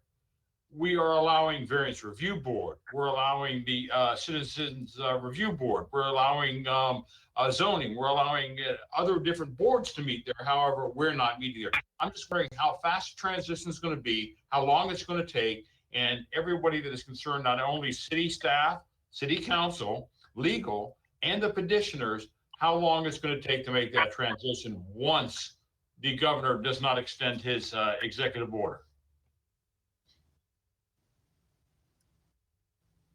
All right, who would like to answer those questions? I'll take the first shot at it. This is Dennis Fernandez once again. In the event that the executive order is not extended and you resume in-person meetings at the Tampa Convention Center with in-person attendance by the public, the applicants, and interested parties, there's not going to be a need to have a lead time on the noticing. We will be able to convert that as of October 1st, if that's your preference in the evening for the evening meeting. So that particular format would be in compliance with the normal meeting regulations, and there would not be a delay on our end, on the staff's end, or with the applicants having to renotice. Mr. Chair, and thank you very much for that. I'm hoping that we can get quick turnarounds. I did not mean to sound unfeeling or uncaring. I'd like to send out as much love as I possibly can to our IT department here in the city of Tampa. They have made this transition from physical to virtual meetings seamless and have helped me out quite a bit in facts, documents, and other types of things that I need to help me with my meetings. So it's not that I want to sound like I'm not happy with what's going on. I'm just wanting to get back to the physical meeting. So I thank you, Mr. Chair. Thank you for the answers. Thank you very much. Mr. Chairman. Councilman Dingfelder, yes, sir. Thank you. As everybody probably recalls, and I can't remember if it was June or July when we had this discussion the last time, but it was council's consensus that, and this was based upon asking the doctors who were with us, when it would be safe for council to go back. And I will distinguish council meetings from a VRB meeting or an ARC meeting and that sort of thing, because typically a VRB or an ARC meeting might gather up, 15 or 20 citizens, and in contrast, council, can get 100 people or more, especially in these volatile times. So there's a big difference between us and some of those other smaller boards. But my other point was when we asked the doctors, we kind of agreed that we'd set a threshold based upon what the doctor's recommendation was. And specifically what the doctors said was we need to get below 5% positive reporting and below 100 cases a day. And we're not there yet. The last I looked, we were like at 7.9% cases per day, and I saw 300 new cases per day, or 7% positive and 300 new cases per day. So anyway, I agree completely with Mr. Citro. We'll get back as soon as we can for a lot of reasons, but most importantly for health reasons, we're not there yet. And unless and until the governor says we have to meet in person, I think for the safety of everybody involved, staff, clerk, and the community, we can just continue as the status quo. Mr. Chair, if I may. Councilman Citro, yes, sir. Thank you very much, Mr. Chair. You know, we are all trying to be safe, and it's understandable. But the community is looking at us saying, you know, we are going to Publix, we're buying our groceries. We are now sending our children to school. Again, the city has dealt with this in the best way it possibly can.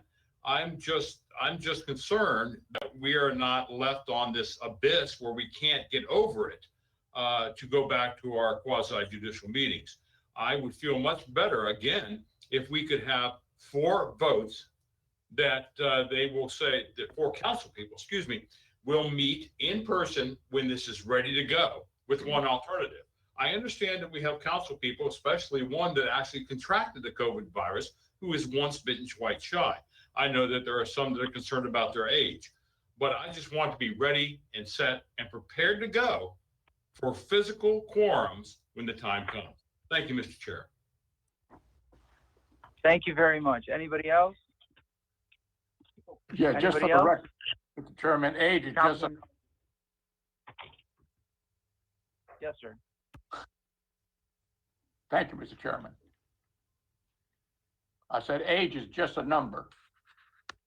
That's right. That's right. Mr. Chair, if I may, Age is just. Go ahead, sir. Miranda will be there too. I know that. Thank you, Councilman Miranda. Thank you very much. Anybody else? I guess that's the end of the discussion. Thank you very much. We now go to information reports and new business by council members. I'm going to begin at the far end of the dais here. Councilman Vieira, do you have anything for new business, sir? You know, I did have one, but I seem to have forgotten it. So maybe this evening when we're done with our budget hearing at 4 a.m., I'll send it out, but none for now, Mr. Chair. Thank you, sir. I'm sorry, Mr. Vieira? Yes. Mr. Vieira? Yes, sir. Yes, sir. I apologize for interrupting, but the budget hearing is an entity unto itself. I don't believe there's going to be anything on the agenda for information reports and new business. Okay, well that's fine. It's not a big deal. Whatever it was. I stand correct. I stand corrected. I'm looking at the final agenda and I do see it there. I apologize. If it's on the agenda, yeah. I suspect we'll take it up. Thank you, sir. Sorry to interrupt. There you go. No worries, sir. All right, Thank you, Mr. Chair. That 4 a.m. comment, though, I don't know.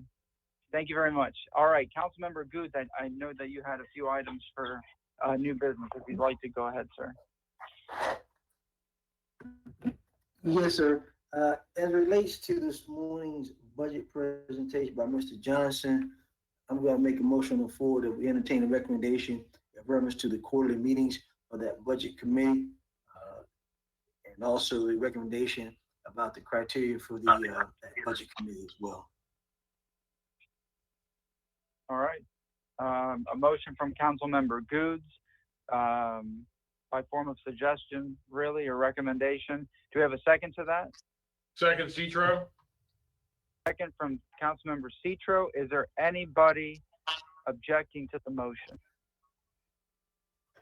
Hearing none, by unanimous consent, the motion passes. Thank you, Councilman Goods. Do you have anything else, sir?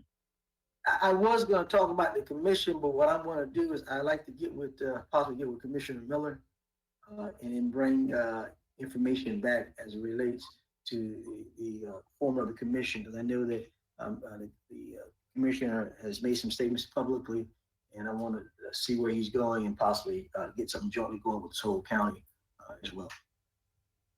Thank you very much, sir. So that is just a comment, no motion, nothing to be made. All right? No, sir. I'll hold back. Thank you. Councilman Dingfelder, do you have anything under new business? Yes, sir. So I think we all received the same letter, and I'm just going to ask staff to look into it and give us a report. This gentleman named Franklin, Franklynb, Glynn, Glinn, looks like an attorney in Miami. But he said 40 years ago that he invested in the city and bought some of our bonds. Apparently, I guess he forgot that he had the bonds, and ultimately they escheated back to the city. I think it's about $10,000 is what he said. I don't know if that's today's money or yesterday's money, but anyway. And now he says he can't chase it down. The city's not really responding to him favorably, and he doesn't think it's fair because he invested in us, and he's looking to get his investment back. So anyway, I would just ask for, I'll provide the city staff this documentation. If they don't have it, I'd ask for a report back in a month.